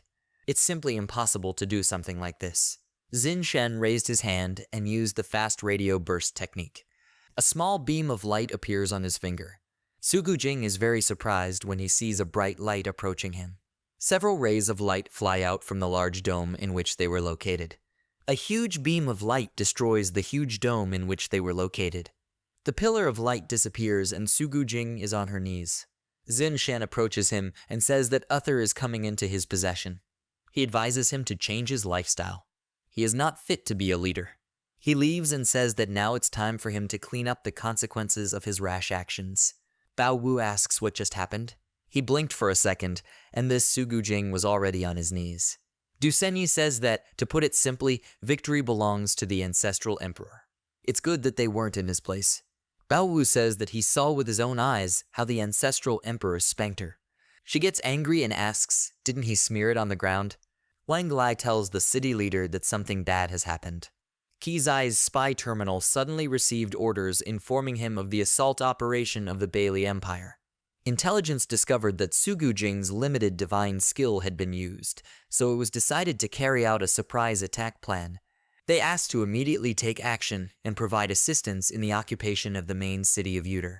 Wu Lai stands on the roof of the building and looks at the soldier on the street. She says that this is a secret military unit of the Bailey Empire's Special Assignments Department. They have already burst into the city. Chun Yangyu says that the Special Assignments Department seized the moment to attack just when Sugu Jing was defeated. There is no doubt that there is a traitor inside the city. If he was unable to accurately predict the quantitative limit of Sugu Jing's divine skill, or the fact that he was defeated in a duel, it was safe to assume that the traitor had just been among the spectators. Xin Shen says there is no point in guessing. Having first arrived in Uter, he already knew who the traitor was. First, you need to drive out the pests from Bailey's empire. They will still have time to return to minor trifles. We cannot allow any strangers to build in this sword city. At the same time, Dao Zhen stands in the shower and says that no matter what, she finally managed to wash away the toxins from the wild vine. She hears footsteps approaching her. She noticed this. The soldier knocks down the door and points his weapon and says that she should lie down on the ground and put her hands behind her head. He is surprised to notice that there is no one here. Dao Zhen hid in the corner, and the soldier says that the report clearly states that one of the high-ranking people of Uter City is here. She grabs his neck with her legs, and with a skillful movement knocks him to the ground. She looks at the soldier's body lying on the floor and asks, is this a Special Forces operative? The Bailey Empire initiated an operation to eliminate special targets. Sometime later, Dusenyi asks, how about contacting the military units stationed outside the city? Bao Wu says that it won't work because their signal is being blocked. Their communications technologies are still unable to break through the electromagnetic shielding of the Imperial intelligence agencies. Even if there were no problems with the signal, it would be too difficult for troops to directly break into Uther. This city is an impregnable fortress. Dusenyi asks, so they want to eliminate her at the same time. They won't have that chance. If so, she will personally restore order here. Xin Shen hits her forehead with his finger and tells her that she should cool down. If she intervenes, then, after the capture of Uter, the Iron City may face the same fate. She holds her head and asks what should they do then. Xin Shen says that his followers have already figured out the situation. The enemy dispersed all the civilians with shots. Their plan to capture all the high-ranking officials of Uther. In other words, someone will definitely come to grab Sugu Jing. Dusenyi says he can barely breathe now. Does he really hope that he will be able to give them a tolerable rebuff? Xin Shen says she's right, he's still capable of it. He still had the last trump card in his hands. 4 people who were sitting in the stands jumped towards the arena. They landed and surrounded Sugu Jing. One of the soldiers says that the target has been detected, they are making contact. A group of high-ranking officials from Iron City are also discovered. The child they used as bait is here too. Xin Shen approached Dusenyi and asked the head of the city, who are these people? Have they already won duels? She blushed in surprise and asked what does this mean. He pretends to be scared and hugs her. He says that he told Madame Lai to use Kizai's spy communication channel to convey a message to the Empire. This message states that the sudden appearance of a descendant of an ancient empire is part of her plan. They would allow the Empire to believe for now that he was just bait used to obtain Uther. It will continue to play the role of bait until a larger fish is caught on the bait. Is everything clear to them? Dusenyi continues to be shy, but agrees with him. The soldier approaches Sugu Jing and says that they will still have time to return to the issue with the people from the Iron City, but now it's time to settle scores with a dangerous criminal of the Empire. Sugu Jing asks if he can tell him who. Who betrayed him? Who betrayed all of Uther? The soldier fills his hand with electricity and asks if he wants to know. He could tell him. He strikes and says it would be better if they waited until he was on the scaffold. Then they will personally give him a farewell. He hits and knocks Sugu Jing back several meters. He falls to the ground and thinks that his system has been taken away, and after using a divine skill, his body is exhausted to the extreme. Will he really die? Could his weakness be the cause of his death again? No matter what world he finds himself in, he still cannot escape this fate. He reaches out and wonders who can save him. Suddenly, a bottle of elixir falls next to him. He turns towards the one who threw it to him. Xin Shen looks at him and smiles. Sugu Jing took this bottle and immediately drank the potion. Xin Shen looks at him and thinks he should get up. He must use his power and show them right on this stage. Who is the real main character here? Sugu Jing stood up and picked up his sword. The soldier asks who just threw him a support item. The other soldier says that he is sorry, but all their attention was focused on Sugu Jing. They didn't see who did it. The soldier who hit him says it doesn't matter. As long as he was unable to repeatedly use the Eternal Heaven Realm, they would not lose to him. He rushes to the attack, extending his arm in front of him. Sugu Jing stopped his strike with his sword. The soldier chuckled because of what had happened.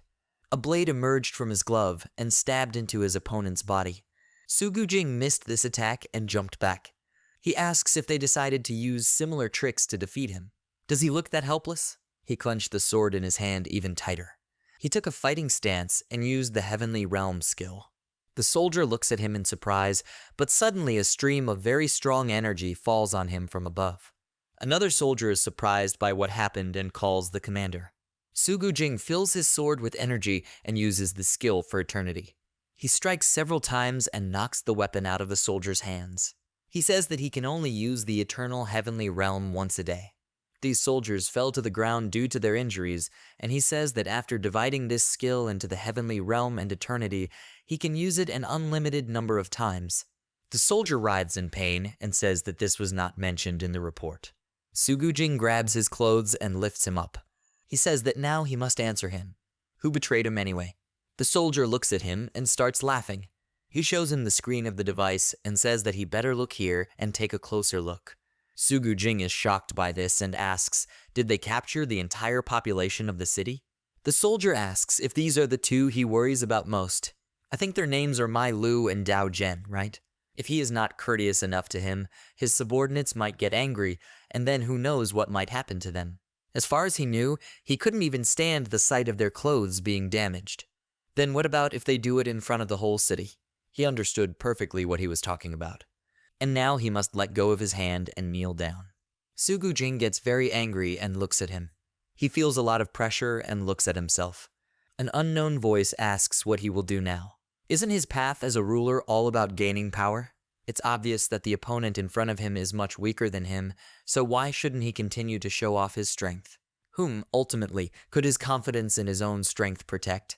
Sugu Jing could not bear this and released the soldier. He immediately orders the rest of the soldiers to capture him. The commander smiles and says that this is a rather wise choice. Considering his cooperation, he will not touch those two women while they are in Uther. And when they return to the Empire, they will join him on the platform. Sugu Jing's hands were handcuffed, and he looked at the commander with strong anger. He leaves and tells the other soldiers that they should keep a good eye on him. He will put the remaining affairs in order for now. Sugu Jing prepares himself and thinks about his actions, cross his arms, clear his mind, and then quietly say his name. Sibi. Xin Shen was surprised when he saw what he did. The commander stopped and asked what was the matter. Is this an earthquake? Xin Shen walked up to the railing and was about to say something about Sugu Jing.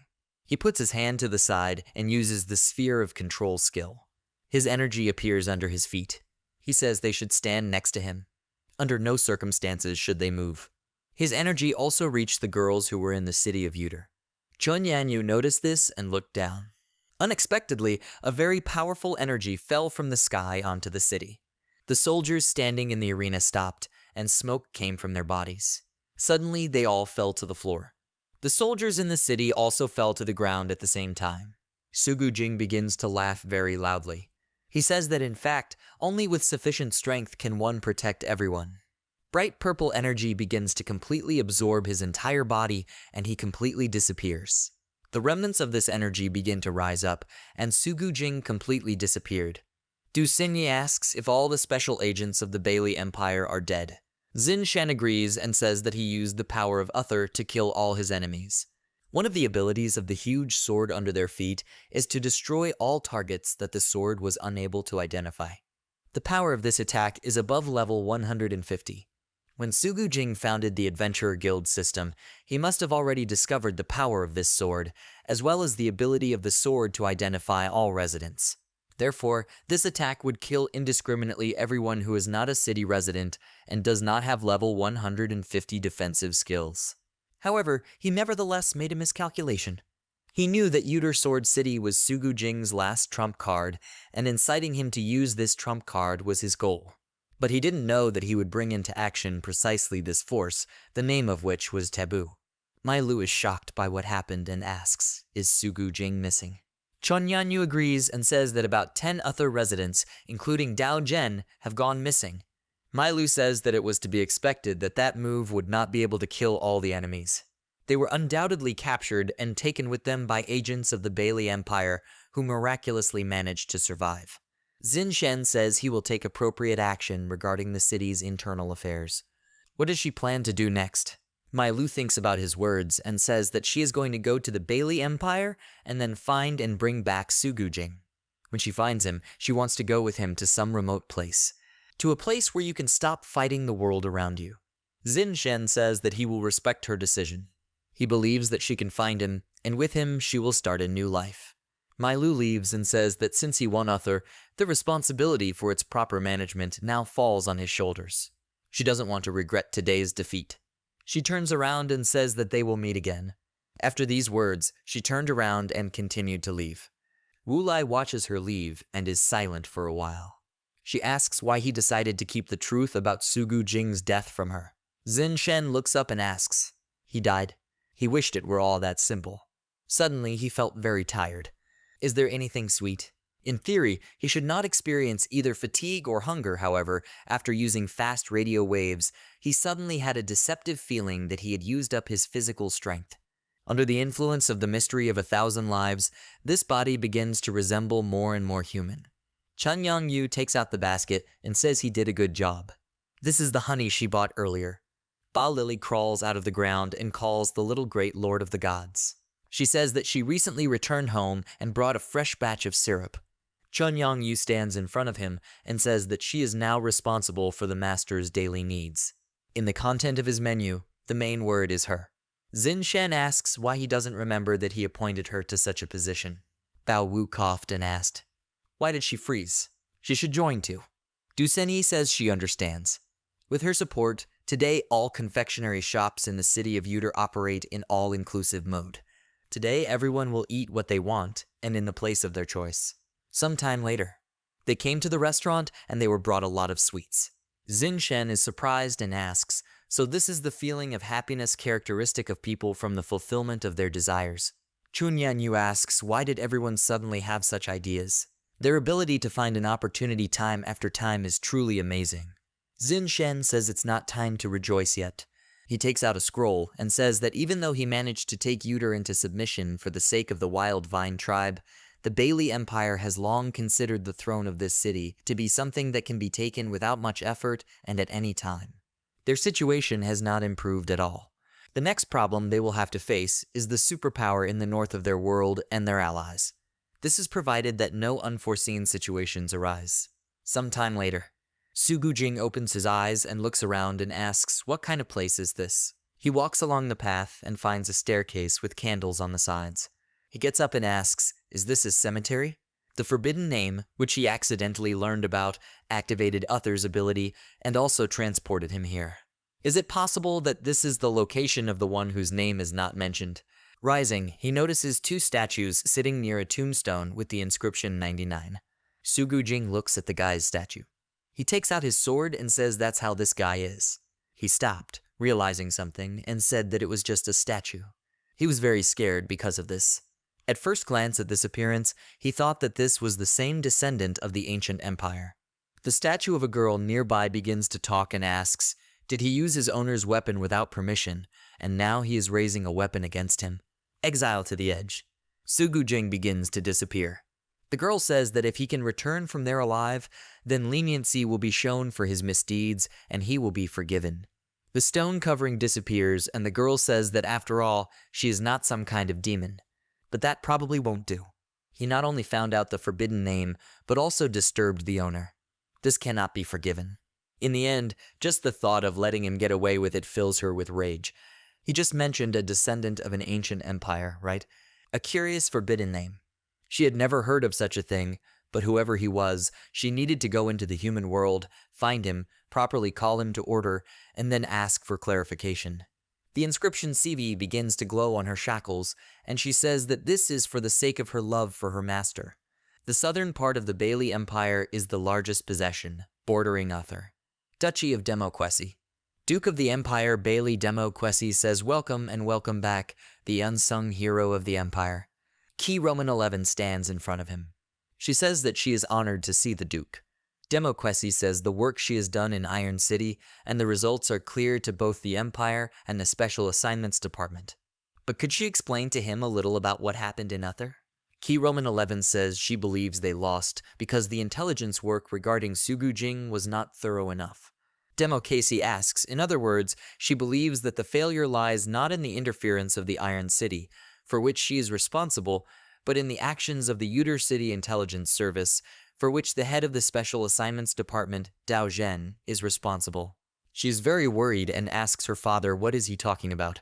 She doesn't understand at all what he wants to say. Demoquessy asks what's wrong with his memory.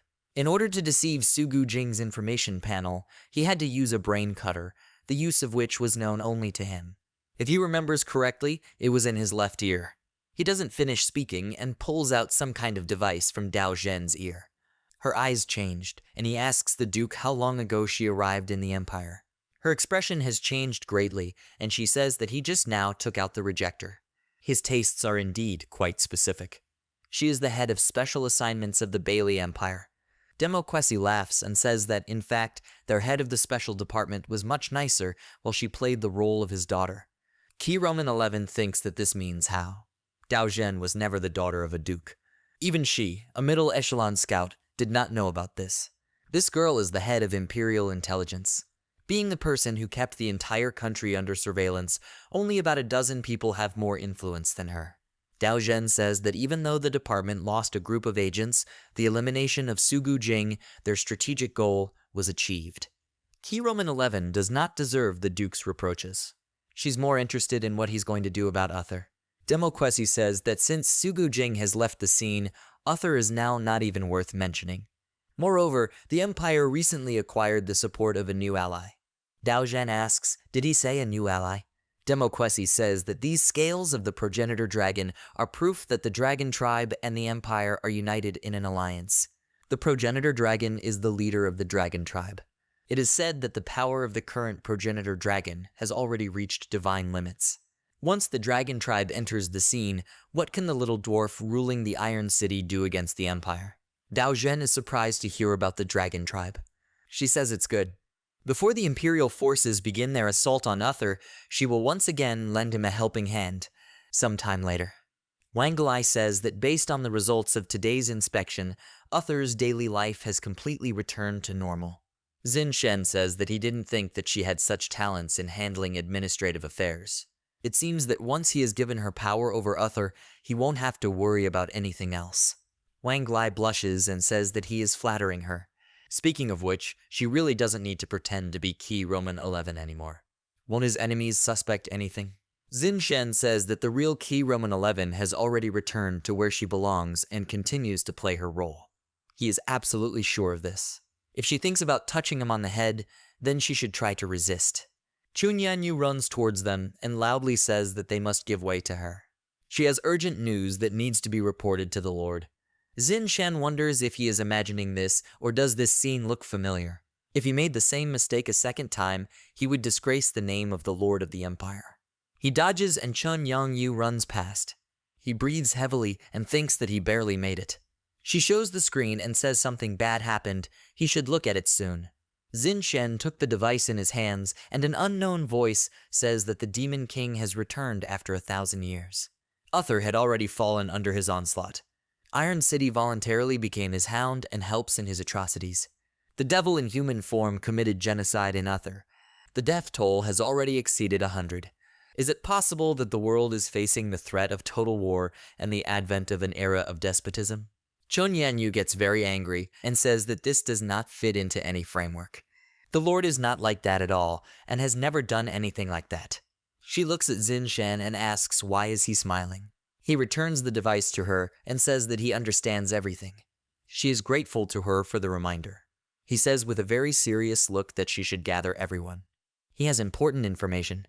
Sometime later, he sits in his office at the table and says that the war has already begun. This is a war of public opinion. Du Senyi says his true status has never been revealed publicly. How did the Empire know about this? Bao Wu says that he did not expect the Empire to use such methods. Xin Shen says that the Empire does not need to know about his status. To achieve their goal, they only need to insist that he is the Lord of the ancient Empire. Tu Shuya asks if he will really become the enemy of the whole world. Wu Lai asks what they should do about it. Xin Shen shows the map and says that the war of opinions itself does not scare him, but it opened his eyes. His gaze can no longer be limited to just Bailey's empire. He will have to stay and take personal command in order to give the Empire a counter-battle. At the same time, he has prepared 3 routes, and he will have to ask all of them for help. Routes start from its former capital. These routes pass through the Tianlian Sea. Let everyone in this world know that after 1,000 years, their most capable ruler has returned. Sometime later, Bailey Empire Border Customs. The girl asks if they are refugees from Uther. Wu Lai agrees and says that if Uther had not been in an unstable situation caused by recent events, her patron would not have to seek refuge in the Bailey Empire now. The girl asks, did she tell the patron? She has the blood of dragons in her, doesn't she? Was her master able to take the dragon as his servant? Lai takes out a piece of paper and says that this is a certificate of banking assets in the Northern Union belonging to her patron, which should help identify him. The girl was very surprised at the amount she saw. She bows and says welcome to Bailey's empire. She wishes them all the best.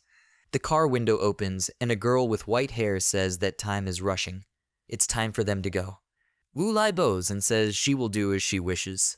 The girl thinks, is the person sitting in the car the owner of such a condition? A girl with glasses and red eyes is sitting in the car.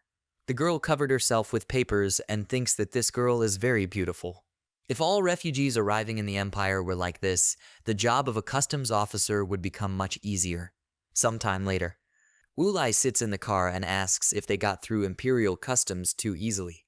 The girl's hair begins to change as Xin Shen removes his disguise and says that the reason is that he came here as a capital holder. The Bailey Empire is completely controlled by capitalist aristocrats, and the financial sector of the empire itself is extremely developed. In their eyes, non-natives like them have two choices: join their ranks or be absorbed by them. Wulai says that she understood that they believed that they could not lose on their own chessboard, and that is why they were so bold in allowing them to emigrate to the empire. By the way, where did all this money come from? Xin Shen says that everything is from the gold and foreign exchange reserves of the Iron City. Wuli asks, though, isn't their main concern right now the war of public opinion being waged against them? She is not sure that even the presence of such a huge amount can save their reputation. Xin Shen says that Bailey is an industrial and commercial empire, so their response only in the field of public opinion will be a meaningless trifle for them. The real retaliatory strike must be delivered directly to the weak point. Sometime later, at the Bailey Empire Stock Exchange, the man asks how could something like this happen? What kind of ancient emperor, what other demon king, who will destroy the world? No matter how you look at this news, it looks deliberately exaggerated. Oil stocks and military stocks are up, and even the jumbled pile of digital products is trending seriously higher. A girl comes up to him and asks if this is Mr. Huaxulai. They haven't seen each other for a long time. He turns to her and asks, is she Ma Ying from the Marlowe concern? She is the executive director of the Marlowe Military Industrial Company. Ma Ying says that it looks like the Empire will start a war very soon. Despite the fact that Marlowe's company has only just received the order, rumors have already spread everywhere. In recent days, she had to work like a horse, and only today she found time to rest. By the way, is his gold business still afloat? Huaxulai pushes her hand away and says that her business is none of her business. Ma Ying smiles and says that gold is a good thing. When a war starts, everyone wants to exchange their money for gold to avoid risks. However, this kind of situation arises only in countries that have directly become a theater of military operations. No matter what they think, the fire of this war will not be able to reach the territories of the Empire. Does he agree with this? As she leaves, she says that when they meet next, she hopes that he will not become bankrupt and left on the street. Huaxulai thinks that this rotten girl has always looked down on his investment. But now she was a little lucky, and she immediately became bolder. The return on investment in gold has always been fairly stable, all because of this herd of speculators seeking to wreak havoc. Day by day, they shape public opinion and then use the general turmoil for their own gain. He must find a way to fix the situation. Otherwise, he will actually go bankrupt. Xin Shen comes up to him in a changed form and asks if he is Mr. Huaxulai. He turns and asks, did anyone else want to laugh at him? Do they have nothing better to do? He stopped when he saw the man in front of him. Xin Shen says that based on his reaction, certain things didn't go the way he wanted. He smiles and tilts his head a little. Huaxulai apologizes and asks who is she. Xin Shen says this is their first time meeting each other. Her name is Sheng Xin. Her visit to him was planned. She was told that in the Empire he was a businessman with the largest investments in gold. Huaxulai says that he understood her. If she plans to invest in gold, he advises her to get rid of this thought. This era is no longer suitable for the gold business. Sheng Xin says that he misunderstood her. She doesn't have an ounce of interest in gold. She is only looking for an agent on the stock market who will help her find the most opportune moment to bring down the shares of the Imperial Military Industrial Sector. At the same time, Demo Kwesi asks the department head how Xingnan is reacting to the events of recent days.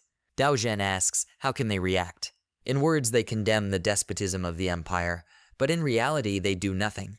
Even if the Xingnan People's Union decided to send their troops and intervene, the empire would have time to capture all of the other territories before they even arrived. They could launch missiles, but that would be tantamount to a direct declaration of war on the empire. The empire is only cleaning up its doors, and it is not up to its rivals overseas to tell them what to do.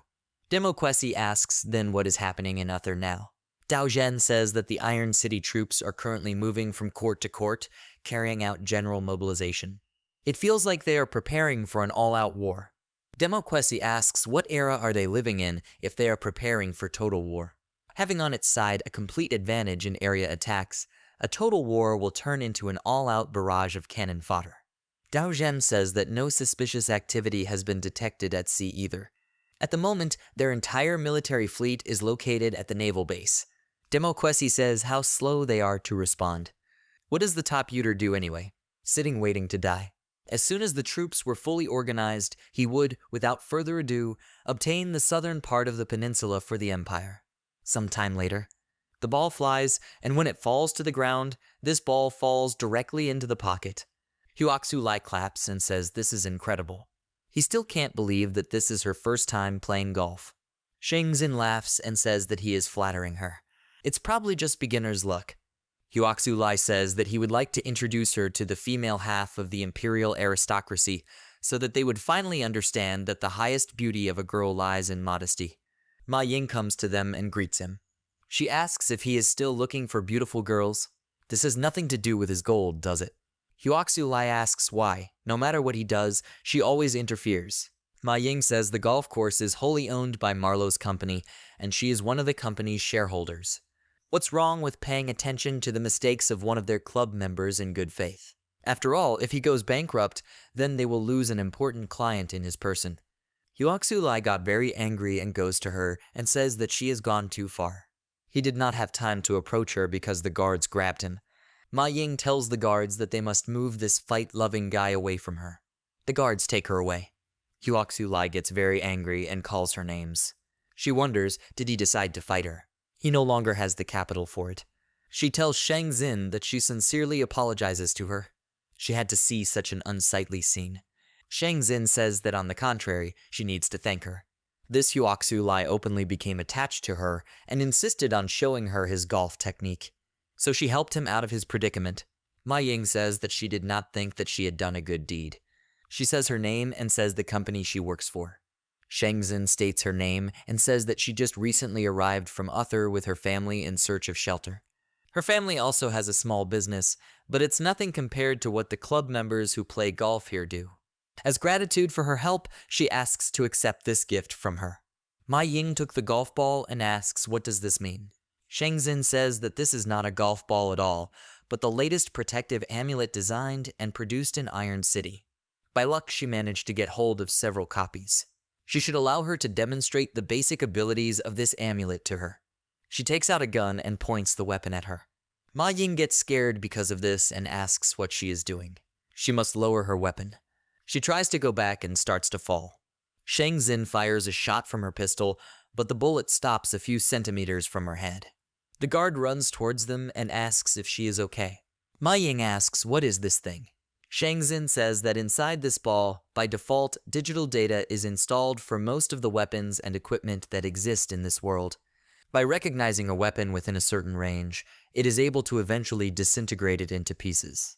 Ma Ying asks, in a certain range, what distance are we talking about? Shang Xin says that the model she holds in her hands works within a radius of 2 meters and is only suitable for personal protection. As for the model it is said that the range can reach hundreds of meters, making it suitable for protecting an entire family. Ma Ying thinks, did she say 100 meters? Capable of dismantling any weapon. It's simply impossible. Where does the Iron City get such scientific and technical potential? Shang Xin hands over the ball and says that in gratitude for her help, she is giving her both of these models. Even if this is not such a broad gesture, nevertheless, for a person of her status, additional protection will never be superfluous. She bows and says that she sincerely wishes her safety and well-being. After some time at the Marlowe Military Industrial Company test site, Ma Ying is thinking about personal protection. She shouldn't make her laugh. Such a thing is clearly not intended for personal safety. Even though she has no reason to completely trust this Shang Xin, the fact is that she gave her such an item without any regret. Even if there is a tiny chance that she was telling the truth. A rocket that flies into a protective amulet stops before reaching the ground. Ma Ying is very surprised by this and asks if there is a possibility that the Empire will not be able to conquer Uther. Sometime later, someone shows photographs of the Marlowe Military Industrial Company and the explosion. Shang Xin took the photos and said it was great. Now they can begin their first step. They should distribute these photos. There is no need for loud publicity. It will be enough if they hand it over to the financial group that controls the stock market. They will do the rest of the work for them. Hyoksu Lai took the photos and said that she need not worry about anything and leave the matter to him. Some time later, Demokwesi hits the table with his palm and asks, "What is this?" Did the Iron City create a weapon that the Empire couldn't handle? And the shares of the military-industrial sector, instead of growing, began to fall. Among other things, Marlowe's company, which he controls, was the first to be hit, and the fall in their shares was the most severe. Captain of the Duke's Guard, Hongya, kneels in front of him and says that all the information is true. There are already rumors outside that the Duke plans to cancel most of the military orders. It got to the point where there was speculation that the Empire might withdraw from the war. Demokwesi says it's just a tiny toy about the size of a golf ball. Are these stock speculators looking down on his army? He himself will deal with the unrest among the people. And she must go and find out who fabricated this news. Hongya says that she will immediately present the Duke with what he needs. At the same time, Hyoksu Lai eats something and chuckles. Shengzin says he should be more restrained. His facial expression can make noble girls keep a respectful distance from him. Hyoksu Lai says he apologizes for his tactlessness. Most likely, he was too happy. The Empire began to fear Uther. There is a possibility that the war will turn into peace. Investors are vying to sell shares of the military-industrial sector, which leads to their fall. The losses of his opponents, who invested in the military-industrial sector, lift his spirits. Regardless of this, recent events are a cause for celebration for all. By the way, shouldn't he raise capital as soon as possible and prepare to buy shares in the military sector? Shengzin says he is too optimistic. The real confrontation has only just begun. Wu Lai turned around and looked out the window, but the person who had been watching them had disappeared. She asks, "Did someone just jump outside the window?" Hyoksu Lai looks out the window and asks if she imagined it. Hongya put her hand on his shoulder and asked, "That day he was the one who introduced Ma Ying from Marlowe's company to this lady, right?" Hyoksu Lai turns to her and is very scared by this. Wu Lai runs towards her very quickly and uses his energy to ask who she is. Hongya asks if she is a dragon or a human dragon. Interesting information. It should be included in the report for the Duke. Wu Lai picked up the sword and said that according to the laws of the Empire, for the purpose of self-defense, the owner has the right to take countermeasures against those who invaded his property. She plunged her sword into Hongya's body, but there was no wound on her after this blow. She says that she is at least level 70. Strength between the beginning and mid-stage of the insane level, this is entertaining information and a great catch. Her body disappears, and she says that next time perhaps they will meet in person. Wooly asks if it was a fake body. Shengzin says that she is a sorcerer, and now they saw her paper clone. Hyoksu Lai is still surprised by what happened and says that things are taking a bad turn. It was the captain of Duke Demokwesi's guard named Hongya. The fact that she was following them meant that the Duke was about to take the stage in person. Shengzin notices a piece of paper and says that it seems this lady left them a message. She should look at what it says. Wu Lai picks up this piece of paper and asks, "Is this a news report?"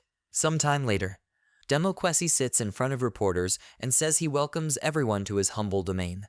They must allow him today to formally introduce them to the Empire's new ally and his dear guest. This is the current progenitor dragon, Shang Yuja. Her true strength had long since surpassed the 100th level and reached incredible heights. In addition to everything, the dragon tribe told them an amazing secret. 1,000 years ago, the Emperor of Antiquity united all things and spread a single speech and language that has survived to this day. However, he did this in order to hide the true state of things in the world. A common language and writing were created in order to prevent others from coming into contact with some mysterious force. Just by performing the necessary ritual and using special pronunciation and certain names, anyone can become the owner of terrifying power. The Imperial Military Industries and the Dragon Tribe worked together to find out the truth about this. When the time comes, no matter what weapons or scientific potential they come across, nothing can stand in their way. This ritual is called Divine Prayer, also known as saying forbidden names. Shengzin sits in a restaurant and reads what is written in the news. She put this piece of paper on the table and says that there are many things people are not ready to come up with for the sake of the stock price. However, this child is the current progenitor dragon of Shang Yuja. She seems to know what their next move is. Some time later, someone tells Lady Ma Ying that she should accept his congratulations. News of the alliance between the Empire and the Dragon Tribe became a major sensation in all media. Now their company can, in collaboration with the Dragon Tribe, begin preparations for military action against the other. Their company is truly the pride of the Empire. Ma Ying says that their company received this opportunity entirely thanks to the trust of Mr. Duke. Moreover, Marlowe's shares rose by only 10%. She thinks that of course it is. This time Marlowe's company hit the jackpot on the stock market.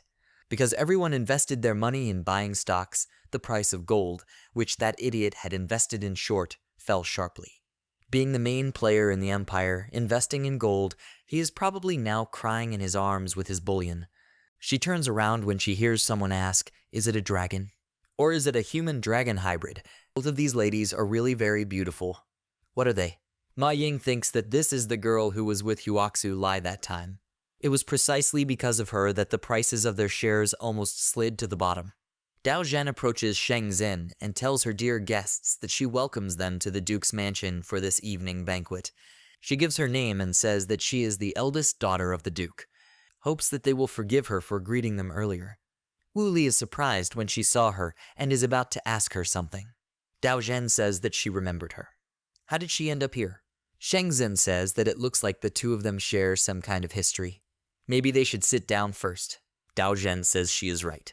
However, it is impossible to talk about this in a nutshell. Ma Ying listens to them and wonders, did she tell a story? Demo Kwesi stands on the balcony and watches them and remains silent. Dao Zhen says that on that sad day, she and Mai Lu were grabbed and taken to the square. When the ability of Uther's sword was activated, she was suddenly teleported to some place outside the city, and then, with the support of other agents, she was immediately taken away. Returning home and seeing her father, she immediately realized that the dragons had decided to begin cooperation with the Empire. Some of the Empire's soldiers mastered dragon magic. It was with the help of the magic of dragon teleportation that she was brought here. Even though in her father's eyes, she is just a disobedient daughter who neglected her duty, but after all, she has the status of being the eldest daughter of a duke. He still plans to find uses for it as a political tool. She never thought that day would change everything so much. She also heard that Sugu Jing was missing. She's very sorry. Wu Lai says it just happened that way. She shouldn't blame herself. She herself was initially just a mercenary who had been operating in the Iron City for a long time. That time, Key Roman 11 unexpectedly came to her and invited her to do the work. The essence of the work was to protect one child. She wanted to hire a master of her craft and was ready to pay decently. Only after the incident did she find out that it was all one big scam. She left Uter and returned to the Iron City she knew well. And then she met her current patron, Lady Sheng Xin. She wished to hire her as a bodyguard for a long time while she was engaged in commerce in the Empire. Sheng Xin wipes her tears and says that it turns out that her bodyguard and the Duke's daughter had to go through similar hardships. Their story truly makes her shed a tear. They all think they have great acting skills. Dao Zhen says that nevertheless, as far as she knows, dragons have an extremely proud nature. Why did Lady Wu Lai willingly decide to become a hired bodyguard? Sheng Xin says it's just a fluke. This time, with great difficulty, she managed to get an invitation to a banquet at the ducal mansion. She would like to discuss something with the Duke. Sheng Corporation, her family's company, carries out a significant turnover in the field of metal products in the Iron City. Due to the historical characteristics of the area, their family showed considerable interest in the Dragon Tribe, who were once vassals of the ancient emperor. Thanks to this interest, they were able to learn that dragons have one extremely special trait. They like to eat metals.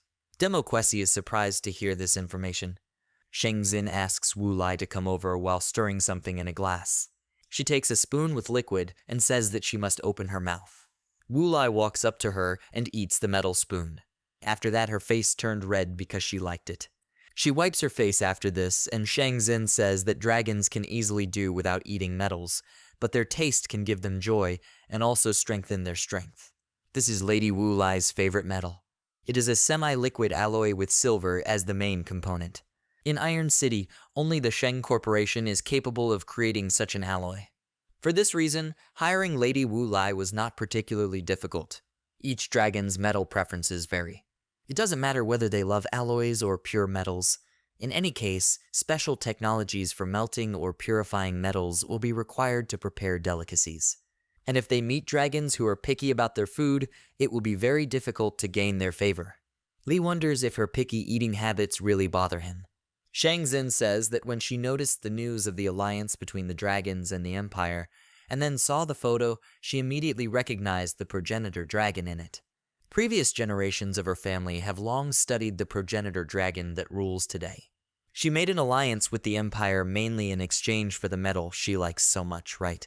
Her tastes have not changed for almost 1,000 years. Therefore, the favorite metal of the progenitor dragon Shang Yuj is.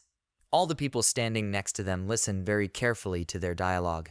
Dao Zhen begins to worry and says that she should stop. Demoquesi says she can't under these circumstances.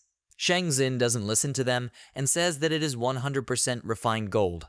She hopes that the Duke will be able to properly ingratiate himself with the Ancestor Dragon, and also ensure the prosperity of the Empire's military potential. Sometime later, two guys are standing on the street and talking to each other. Has he already heard? The progenitor dragon, which entered into an alliance with the Empire, likes metals. Perhaps only to the dragon's progenitor. He heard that the entire dragon tribe likes gold.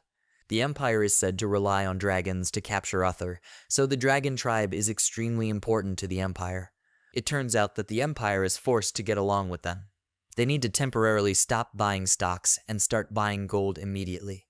Demo Casey slams his fist on the table and asks, "It has already been established that the gold investor Huaxu Lai and this woman named Shang Xin are behind these machinations, right?" Hongya says the information is completely reliable. Demoquesi says she will deliver them to him. If they don't cooperate, he wants it to look like suicide. Hongya says she listens to him. Oa will immediately set off to carry out the Duke's orders. Sometime later, Huaxu Lai walks across the field and asks Lady Shang Xin to follow him. They sit down and say that the local cherry chrysanthemum trees are very famous throughout the Empire. In addition, one famous legend is associated with these trees. According to legend, 1,000 years ago, the Emperor of Antiquity, passing through these lands, stayed here for the night. And since then, not a single chrysanthemum tree has died. Every year they bloom and fade in due time. He asks Lady Shang Xin, does she like these trees? She says that she doesn't like the petals of these trees too much. They can make her think about the wrong things. Huaxu looked at Wu Lai and said that she was right. She looked away and felt an awkward feeling. Shang Xin says that these lands make him feel nostalgic, so she is grateful that he invited her to admire the flowers. Huaxu agrees and says basically to celebrate the rise in gold prices. He offers them a drink. He pours alcohol into glasses and says that the opportunity to collaborate with them is the highest luck that he has had this year. With military stocks slowly but surely falling, what will they do next? Shang Xin says that the next thing to pay attention to is the absence of people. Huaxu Lai asks, did she say lack of people? She says that this is a famous place to admire flowers, and it is also the flowering period. Doesn't he wonder why not a single visitor is visible around? Hongya lands next to them. Wu Li notices her and says it's her again. Shang Xin says that she should take Huaxu Lai and leave here. She is surprised and turns to her. She says with a very serious look that this is an order. Wu Lai says that she listens to her. She grabs Huaxu Lai, and in one leap they escape from them. The two of them are left alone and wait. Hongya releases several sheets of paper and uses the Thorn Talisman skill. These talismans fly very quickly towards her and release energy in front of them. A raven with a red and white collar lands on Shang Xin's shoulder. The raven flaps its wings and air currents cut the thorn talismans. Scraps of these papers fall to the ground. Shang Xin tells the sorcerer Hongya that her goal is clear and she acts decisively and without unnecessary words. Truly the perfect servant. She tells Bao Saniao that she is allowed to act without any restrictions. After that, she immediately uses the afterlife chant skill. Hongya immediately felt the effects of this skill. A cut appeared on her throat and blood began to flow. She uses a replacement talisman and instead her wound was transferred to the petal that was next to her. She says it's a top insane level deadly skill. That's interesting information. Shang Xin says she can continue. Bao Saniao uses the skills of the afterlife chant and the bell of repose. Streams of energy rush towards Hongya. She says that this will not work. This bird will not be able to kill her. Shang Xin says that the replacement talisman can only save the life of a sorcerer once. One talisman in exchange for one life. And its replacement talismans are cherry chrysanthemum petals. Hongya says that it is the flowering season before them, so there are countless petals around. She grabs one of the talismans and says that this is the perfect battlefield for her. She will certainly give the Duke what he wants. She is using a control talisman. Several talismans appear around Shang Xin and stick into the ground. Hongya says that the Duke has been waiting for her for a long time. There is no point in continuing to resist. Shang Xin asks if she decided to bind her with a talisman and then teleport her to a predetermined location. She scratches Bao Saniao and says that she need not worry. She looks up and says it's time to finish. Hongya says that her knowledge of her own limits is admirable. Shang Xin says that she seems to have misunderstood her. The words, "it's time to finish," referred to the flowering period. Hongya notices that the petals on the trees are disappearing, and she asks in surprise what is happening. Have all the chrysanthemum petals withered? Shang Xin asks, has she heard the legends about how the ancient emperor united all things? He did not limit himself to intelligent beings who had reached the pinnacle of development. Plants, insects, fungi, bacteria, and even viruses. While alive, they are able to obey orders. This is called the unification of all things. Hongya asks, is this witchcraft, a trick, or power from the demon world? Shang Xin says that instead of speculating, she should worry about her own well-being. Looks like she has no more replacement talismans left. Hongya says that if this is the case, then in order to complete the mission, she should survive until the next time. Her body begins to disappear, and crows remain in her place. Shang Xin collects the petals in his hand and asks, does this mean they even prescribe loyalty to steal at the genetic level? Be that as it may, this is still her battlefield. She clenches her hand into a fist and says that nevertheless, it is better for them not to try their luck again. Wu Lai comes running to her and kneeling down says that she apologizes to her. Mr. Huoxu Lai was captured. Shang Xin smiles and says that there is nothing wrong with it. They will return it. Sometime later. Hongya kneels before the Duke. She says she failed. She asks him to give her punishment. Demokwesi asks even she couldn't handle it. This Shang Xin, what kind of power gives her such confidence? Shang Yuge goes to them and says that everything went smoothly on her part. None of the dragon tribe is able to resist the progenitor dragon. She throws Huoxu Lai on the floor and says that they are lucky that this girl was accompanied by a half-dragon. This helped save a lot of time. Demokwesi says that's not bad either. This person will be of great benefit to them. They must take him into custody and find out everything he knows. Hongya picked up Huoxu Lai and began to lead him out of the office. Shang Yuge thinks that this is an insignificant person. I couldn't even defeat one opponent of my own species. As for the fact that the Empire had acquired information about the forbidden names, nothing could be done about it. After all, in order for this group of people to give up their secrets, it was necessary to sweeten their deal a little. She asks if they have refined gold. They should bring her a piece. Shang Xin calls her. Shang Yuge is surprised by this and asks who is here, who dared address her so familiarly. Shang Xin goes to her and says that they haven't seen each other for a long time. She takes off her glasses and says that now she is waiting for a check. He takes on his true form and says that this will be a test to see if she was able to get rid of her past immaturity, checking to see if she was able to grow. Her next words will determine the future fate that awaits her and the entire dragon tribe. Shang Yuge asks, is he Xin Shen? Although this is not true, it is not exactly him. Xin Shen asks what brought her to such an idea. Shang Yuge says that 1,000 years ago, the Emperor of Antiquity possessed a mystical spiritual power that was impossible to comprehend, and the one who stands in front of it, no matter how you look at it, is an ordinary mortal. Xin Shen asks, so she has a gaze that can see spiritual properties. It seems that the power of her dragon eyes has reached great heights. Does she trust spiritual power more in her judgments? She thinks that he is not Xin Shen, but just a fraudster who is posing as him. Shang Yuge tells Wu Lai that after she ordered her to hand Huoxu Lai over to her, she instructed her to keep a close eye on the man. Who would have thought that she would not only continue to listen to her orders, but would also dare to arbitrarily bring her directly to her? She gives her one last chance to improve. She must kill her. Wu Lai starts to get nervous and is about to say something. Shang Yuge asks, what is it? Does she really want to disobey the ancestor dragon? Wu Lai continues to feel nervous and doesn't know what to say. Zinshen removes her energy around her and says that she is wavering. If he is her king, he will not force her to choose, but will only allow her to voluntarily follow him and together face all the obstacles that stand in his way. And now he orders her she must stand aside and watch. Wu Lai is shocked to hear this. She bowed and says that she obeys him. Shang Yuj asks if he was able to imitate the greatness of the progenitor dragon. What is this ability? Is this divine-level mimicry? No wonder he was so presumptuous. He managed to anger him. She grabbed Zinshen and bit his shoulder. He says that everything is going as he expected from her. Such actions are just right for her. But he thinks she must have noticed that his bodyguard Bao Saniao didn't move at all. This means that in her mind, she is not even worth the effort. For her, this is an unnecessary fuss.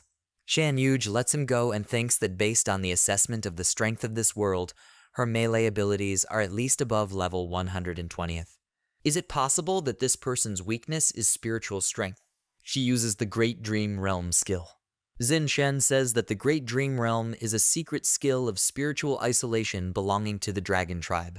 It seems that the power of the divine level in her hands, praised by the whole world, is not an empty phrase. Shang Yuj says that she can see that even in his spiritual projection, he is still a weak child. He dared to provoke and taunt the dragon, may not even entertain hopes of survival. She uses the skill First Dream, Retribution for Sins. Zin Shen asks, did she say sins? The blades that pierced him are destroyed, and he says that his body and soul were born to rule. All his actions are dictated by the way of the king, by the way of virtuous rule. What sins could he have? Shan Yuj is shocked by what happened and says that this is impossible. How can a person exist in this world without guilt? She uses the second sleep skill, Killing. Zin Shen says that if the path of the king is based on a specific spiritual principle, then that principle is definitely perseverance. Even if it ceases to exist, it will still be able to realize the ideal of virtuous government. Shang Yuj says that this is unthinkable. No one should be able to resist this ability. How did he do it? Zin Shen says that if he remembers correctly, the Great Dream Realm consists of 7 dreams in general. With her strength, she can only cast 3. Doesn't she want to end it here? Shang Yuj asks if he has also gained the power of forbidden names. He may not even think he can look down on the greatness of dragons. She uses the 3rd dream, a poison that poisons the heart. Zin Shen looks around. He was transported to an unknown space, and Chun Yan Yu and Tu Shuya were coming towards him. They both hug him and call him Lord. Chun Yang Yu apologizes and says they failed the mission. Tu Shuya asks he doesn't blame them for this, does he? Her nails have become very long, and she says it doesn't matter. They pierce his body with a knife and claws, and say that they met a better lord who agreed to forgive them. Zin Shen clutches his wound and asks if they can tell why they did this. Tu Shuya says there is no particular reason. Chun Yanyu says they're just tired of him constantly putting himself above others. Zin Shen laughed and begins to fall. He smiles and asks like this then. Shang Yuj asks, has his true identity finally been revealed? After all, his spiritual power is good for nothing. They can never accept betrayal. This is the weakness of all mortals. She tells Wu Lai that she must destroy his body here and now. That's an order. She summons her sword, agrees, and says that she obeys her. She's stabbed with the sword and pierced her with the sword. Shan Yuj is surprised by what happened and says that it is strange. Why did she dare to go against her orders? Why is her weapon able to pierce her skin? Why did she betray her? Why did she betray the dragon race? Wu Lai pulled out her sword and said with a smile that there was no particular reason. She just voluntarily showed her weak point. Zin Shen used the Great Dream Realm Perfect Mimicry skill. Shang Yuj looks at this in surprise and asks, did she say perfect mimicry? This is reality. This is not so. Dragons are not able to resist the will of the progenitor. Is this an illusory world? Did this kid imitate the skill she used to attack him? She can't accept it. It's simply impossible. No matter how, but this cannot be. Zin Shen pats her on the head and asks what is the path of the ruler that she puts into practice. In sole dominion over the words and actions of all things. In control of the whole world? This is a grave mistake. His disguise disappears, and he says that the people need a true ruler. To the remnants staunchly defending their native land, peasant families whose lands were taken away, indigenous peoples who have been self-sufficient for thousands of years, and also to states upon which others cast greedy glances. Soul domination. He had never done this to anyone. Xin Shen grabbed her head, and hitting the ground, he loudly said that it was in their needs and hopes that the essence of his path as a ruler. This attack caused cracks to appear all over the floor. Shang Yuge tries to get up and says that this talk about the path of the ruler is perfect mimicry. He is actually Xin Shen. She starts crying and says that he is really real. He really is that disgusting idiot. Wu Lai asks the Lord what's wrong with her. Xin Shen says that 1,000 years ago, due to world turmoil, dragons seeking protection had no choice but to submit to him. Many young dragons fell on the battlefields. It was a difficult era for dragons. Long time ago. The huge dragon tells the great Xin Shen that the death hour of their generation is already very close. At best, they have just over 10 years left. If she doesn't live to see that moment. At the same moment, a small dragon hatches from the egg, and the giant dragon says that she asks him to take care of the dragon's legacy for her. Being the eldest among the younger generation, Shang Yuge had absolutely no opportunity to shoulder the legacy of dragons. She inherited great strength from her mother, but she could not convey her beliefs. Shang Yuge was also unclear in which direction to lead his people. In essence, she is nothing more than a 1,000-year-old child. Xin Shen tells Wu Lai that she should look at it. Even tired after sobbing, she simply fell asleep. Or maybe the reason is that she is afraid of punishment from him for leaving his empire many years ago, and so she pretended to be asleep. He took her in his arms and said that if this is how everything is, then she is making up too much. When all affairs in the Bailey Empire are over, he will personally convey to her the knowledge of virtuous rule. This is his duty as a ruler and necessary compensation for past mistakes.